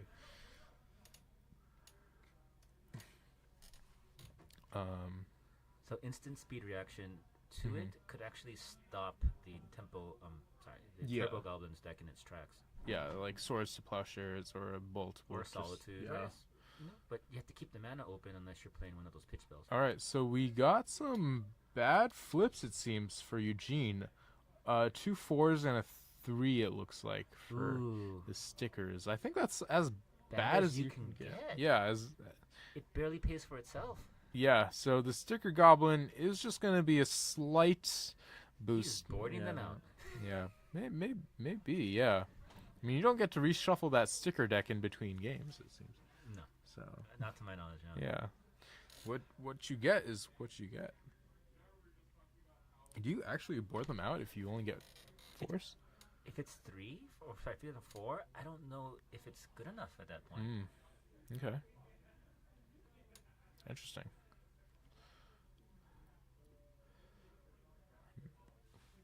Maybe there's some justification for keeping them in still, just because they're like a way to catch you up if you're on the draw, or It's a great You know, tempo play still, but cement your lead if you're on the play. right. But normally you want to. Again, this is not Turbo Goblins. So Yeah. that's fine. He might Uh-huh. keep them in like you said, but normally you want the Muxus turn 1 or 2, which means you want to hit one of those high ones. Yeah, I mean, it looks like we have Mass Vandal, the Cavern of Souls, Munitions Expert, and a Namesticker Goblin. But no turn 1 play. No turn one play. Just some lands, Wasteland, and Richard Port. yeah, maybe some old border card looking in the back there. I can't tell. Use the The Munitions glare is Expert. just Yeah. too much. All right, so we're starting with Badlands. Badlands into Max Select does not Soccer. play Blue Duels. No, there's none. Not even a Daze, but But the days wouldn't do anything. yeah, Cavern. I guess 2 caverns. One on Two second, one's naming. caverns. Yeah, I wonder. All right, Max probably is gonna have to commit something to the board at this point. This is the slowest Can't just let I've seen from both decks today. can't just let Eugene get to 3 mana undisturbed. And uncounterable. Yeah. I wonder what the play will be here. Probably just a ponder. Oh no, a We know it's- Stalactite Stalker. Yep. Okay. Oh, because I see. It's because it wanted to grow before it got. Kills it so it doesn't kill it. far. Yep. Yeah, kill the expert so you don't have any goblins in play, so you can't deal Actually damage. kill the 2/2. Yeah. Right. Not the best use of Bolt, especially as we know there's a Namesticker Goblin coming in to play, but in spots like those, you're sort of forced to. And it's only 4 mana this time, so it might not Uh-huh. be as impactful as it normally would be. Okay. Let's see what happens. We're getting a Namesticker Goblin, probably, maybe into another Namesticker Goblin. I think that's the 4. Yeah, that's To what it looks another like. one. So Yeah. now it's 5 mana. Okay, well, No, sorry, it's 3.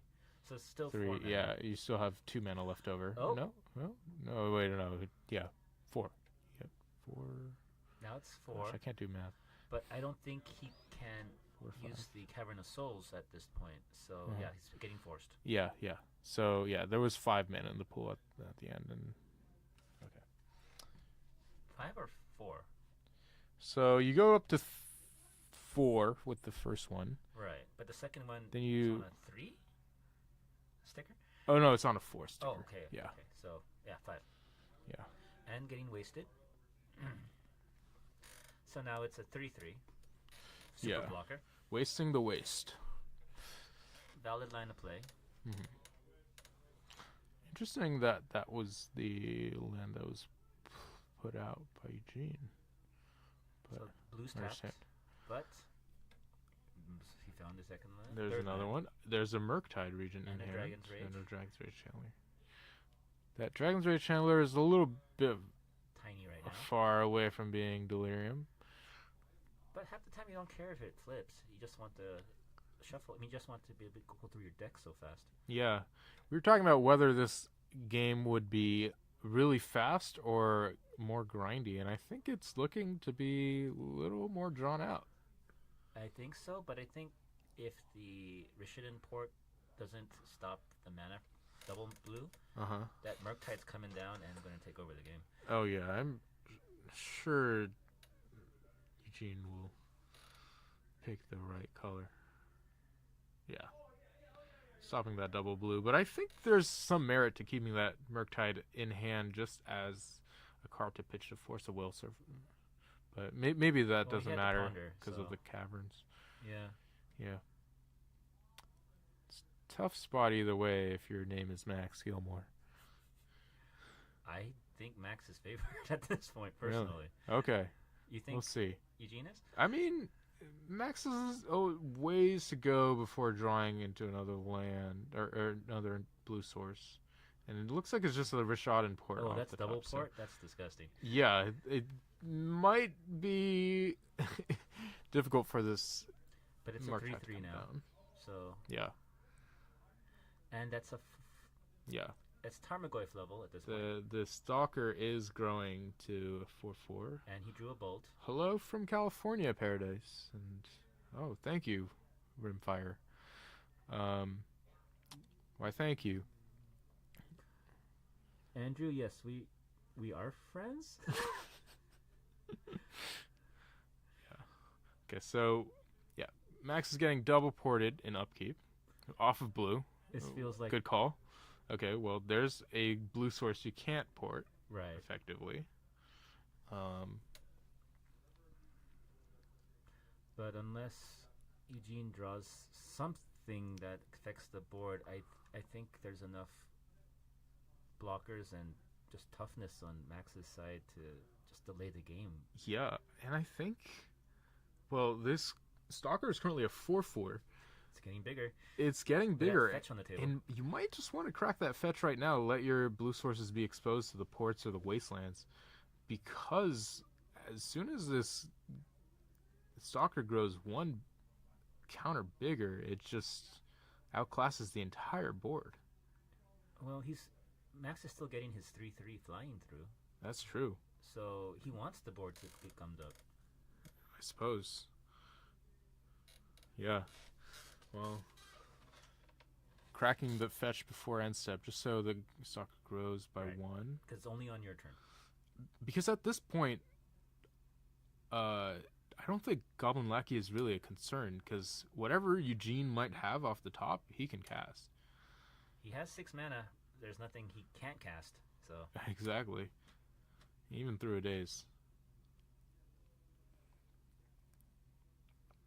Okay, we're probably just fetching just to thin the deck out here, I suppose. get your 1% better chance of not drawing a land.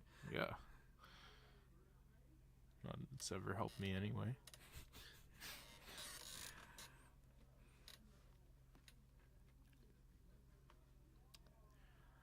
Do you remember the days when they used to actually... Sensei's Divine Top was legal? in Legacy?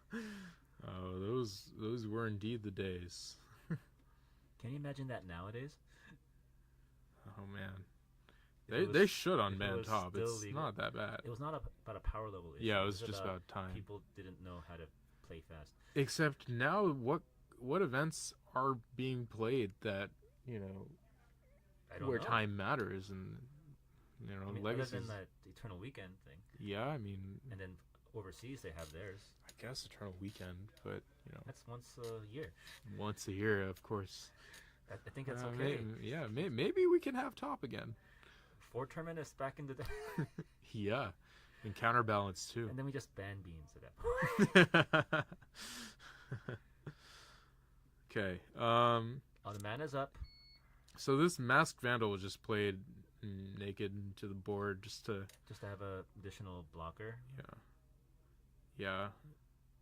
I mean, I guess what Eugene would have to do if the Bolting was not played. the Sticker Goblin, Yeah, bolting a Sticker Goblin. just to get a additional. Just get a Surveil in the upkeep. Yeah. He doesn't. He wants it. He wants it, and it's a Mishra's Bauble. Just do it again and cantrip later. Yeah, grow that.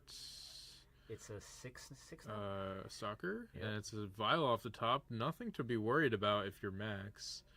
That means He's just going for it. yeah, he's gonna attack all. Eugene has to make some unfavorable blocks or take 8. Double block it and they doesn't even Just kill it. double chump. Yeah, take 3. You go down to 9, and then Murktide. here's a Murktide Regent. Take that. It's Yeah, a 8/8. it looks over. This game is definitely wrapped up here. There's no Terminus in Goblins, right? No. Sadly. Sometimes you they have a Fury. But Taking it's too away late. the instant? No, you can let this Murktide be a little bit smaller. Yeah, you still got Delirium there, Max. Nothing to worry about. 6/6. Yeah. The Stalker's gonna get bigger than the Murktide. It's looking like it. Yeah. Draws a card from Bauble, always important. And it's another Murktide region. And 17/9. It's There's nothing he can draw. Ether Vial. All right, that's game 1. That was a lot longer than I thought it'd be. I mean, I guess Grixis is built to last because the more turns you have that Stalactite Stalker into play, the better it gets. I mean, if Goyf had evasion, I'd play Goyf. But since it doesn't, I think this is better. Maybe Modern Horizons 3, Goyf with flying, Oh, I'm not looking forward to Goyf that. with menace. Well, Goyf with flying is Murktide. You're not wrong. But it's a Murktide. Sorry, it's a Goyf that pumps other Goyfs when the second one comes into play. Oh man, I don't know how you're gonna improve on that wonderful design. I don't know. I think we've reached the peak. Are you sure? I don't know how we top. 1 mana This- 5/5s. Yeah, 2 mana 8/8 flyings, and without the game being totally. No, you're right. ruined. You Yeah. don't want Fatal Push to just be too powerful. So it's a 8 mana 8/8 with a discount of 7 if it's on the first 3 turns of the game. I'm just kidding. But I want Storm to be good again. Beseech the Mirror was an excellent card for Storm. I know it does not make it on tier 1, but it's still good. Yeah. I don't see it anymore, except, like one guy plays it because he loves the deck. Yeah, and he can't let go of Beseech, and I can't blame him. I mean, if you're running Leyline Helm, it's a good way to end the game. Talking about Ali? Yeah, I thought we were talking about Ali. Oh no, I'm talking about Storm. Oh, you're talking about one player playing Storm? There's one player who our store plays Storm. Oh, Jack? Yeah. Oh yeah, but I think he's the only one who plays Storm. yeah. And there used to be multiple people who came with Leyline Helm, but I haven't seen the second, third guy for a while. And he's pre-built to beat Reanimators, so hey, that's one of the top 4 decks in the game. Exactly. It would, if I were to choose one combo deck to represent them all, I think Reanimators It's a creature deck. Exactly. Yeah. Although Painter is also a combo deck, which is an aggro potential plan and value and everything. Arguably more of a creature deck than Reanimator is. At this point, yeah. Mm-hmm. Then we have, let's see, Cephalid Breakfast, which I don't think is tier 1 anymore, but I think No. it's tier 1.5. Cradle Control, is that pushed up to 1, you think? No, You don't think so? I don't think I so. heard it's actually pretty good in the hands of someone who actually has a lot of experience. I think there's maybe only like 2 pilots But they win tournaments. versed Okay, alright. to play the deck well. So Alright. I don't know. Goblins is a tier 1 now? Goblin certainly is tier 1. So, It's- yeah. Death and Tax is a 1.5, I think. Yeah, you have to be registering Ancient Tomb Grief or Up the Beanstalk, I think, Well, that's not true, right? to be doing something meaningful in this format. Come on, Stifle Knot is amazing. Alright. Oh, okay, wait. So Eugene's reshuffling the sticker deck. Right. So Oh, you do it every... you do it every Okay, cool. or every game. Oh, an Initiative Stompy, Boros. Oh yeah, Ancient Tomb right there. That's tier 1. Hmm. Dragon Stompy, I don't know if that's better than Goblins. The Eternal Weekend results said that Initiative was the best deck, stats wise. Yes, they said that, but it just somehow didn't get to the right matches, I guess. Mhm. But yeah, Yeah. There are 4 rounds in this event, and I think tonight we got in the ballpark of 20 or so players.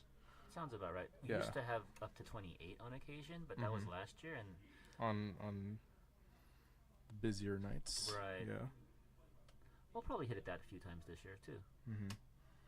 I mean, judging from the photos, what do we got? We got 4, 6, 8, 10, 12, 14. Oh man, I remember I when had 16 players for like 18, maybe? Dark Confident used to be good in Legacy. 16, 18 players tonight. We're just looking at I'm just looking at Dead Guy Al. It's 0.1% of the meta. Nobody plays Dead Guy L. I don't even know what that is. Let's see. Control is not well favored, but the one deck that does play it, it dominates. Okay, and then Nick Fit 0.4. Doomsday. Doomsday is a deck. We did see 1.5. it. I think It's better.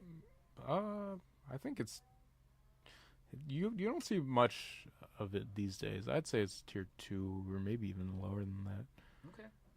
And Lands, which is coming back from what I can see. Yeah. Everyone seems to love that deck. I kind of hate it. I wouldn't put Lands tier 1 just because you get reanimated or Unfavorable matchups, I Yeah. understand. But I Blood Mooned a Lands player 3 times, well and he kept on besieging me and then getting a 2020 and then swinging. And I'm like, they have answers now, so a lot of the old hate. So well, maybe Price of Progress is poised to come back. yeah, that's the thing. It would be great against Beans at this point. Oh, absolutely. Great against Beans, great against Lands. So a Vile turn 1 on Yeah. Eugene's side, that's an excellent play.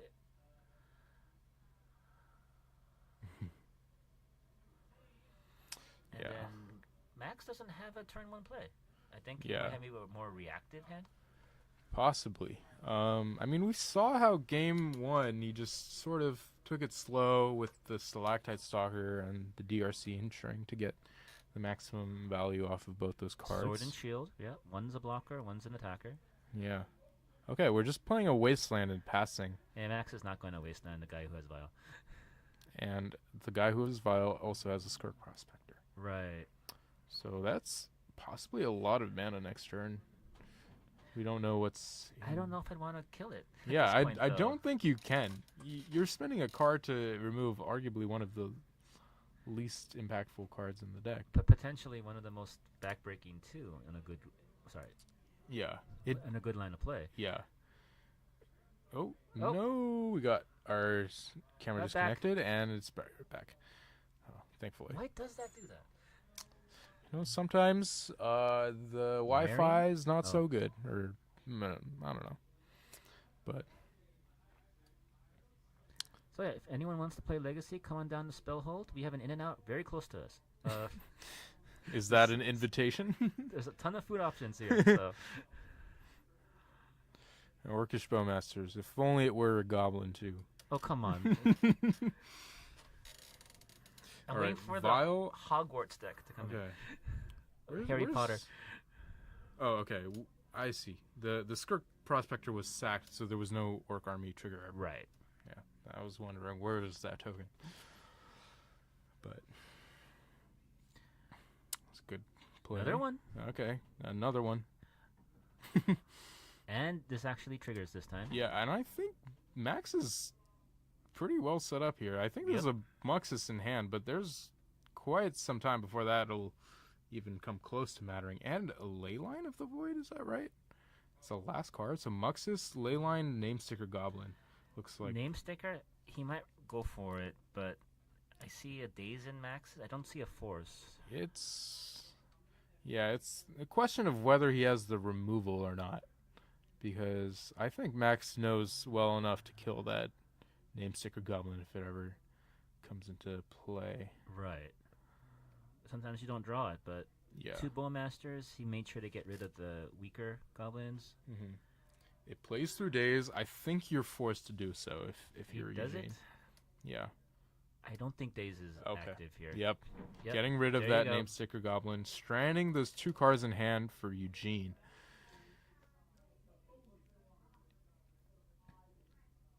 All right. Players are going to upkeep. Reminding him. Reminding him of the port. Very kind of Max to do so. Always an upstanding man. Everything Max has is instant speed. Also, so Yeah, maybe this is a way to... he's off blue. Yeah, well, you don't need blue to cast Dragon's Rage Channeler. True. And making sure there's no Muxus mana. At least Yeah. not yet. No Badlands. Badlands more important than Leyline's never coming that down. Taiga over here because of... Double Wasteland. there's a Wasteland for turn. So, yeah, maybe... Yeah, letting... Swing for 2. Okay. Yeah, swing for 2. Getting that pressure in. Potentially 5 next turn? No, he just needs sorcery or an artifact. Okay. Yeah, so what this is making Eugene do is forcing that vial to tick up, because once it leaves 3 and 4, I think it's really Everybody nuts. knows what exactly Yeah, it does. yeah, everyone knows what's going on at that point. And Um, Don't think 1, 2, Eugene 3. drew anything relevant this turn. 1, 2, 3. Yeah, no Delirium quite yet. Oh, 1 more mana? There's sorry, 1 2 more. ley lines and a Muxus. So Oh, one he's more just turn and then Muxus Drawing comes his down. hate at the wrong time. Yeah. What we need to see here from Max to really close the door is a Molten Collapse. I don't want to see it. That's why it's so backbreaking. Yeah, I wouldn't want to see it Oh, either. I want to see a game 3rd 3 between Orcish these Bowmasters. 2 phenomenal players. 1, 2, 3, 4, 5. Okay. And there's it. The There's Delirium, but it's not enough yet. 7 damage this turn. 7 damage, unless you can muster up 2 bolts in the top few cards of your deck. It's not I gonna mean, I matter. fully expect to see There's a Pyroblast. Muxus happen. Yeah. I don't expect it to do anything. I don't expect this Pyroblast to do anything. Oh, Murktide was 5, scary. 6, 7? Yeah, I mean, sure. But Max has not cast a single blue spell. this All turn. Max needs to do is find a bolt and attack with the Dragon's Rage Channeler once. There's no way this Muxus is going to matter Well, let's see what he gets. if He's just gotten. Oh my gosh. nothing. That is Nothing. the worst Muxus I have seen. Well, there you go. At least he could sack the Muxus just to make a complete self-blowout.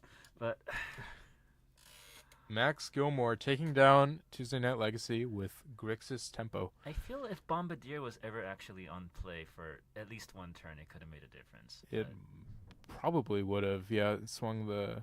But I don't know. Max just had so much removal. Yeah. I mean, And that is a horrible Muxus. I'm sorry, but Eugene. yeah. Good games, man. Tough. Good games. Yeah, tough showing for the Goblins player, but, you know, certainly you had to play it out, the Namesticker Goblin there. And Max has done a wonderful job of playing no blue Grixis Tempo. And somehow. even the ley lines there wouldn't even have done that much. But it's because he was hoping to stop the Channeler. He's hoping to stop the Murktide, but it didn't. He didn't. Those weren't the threats.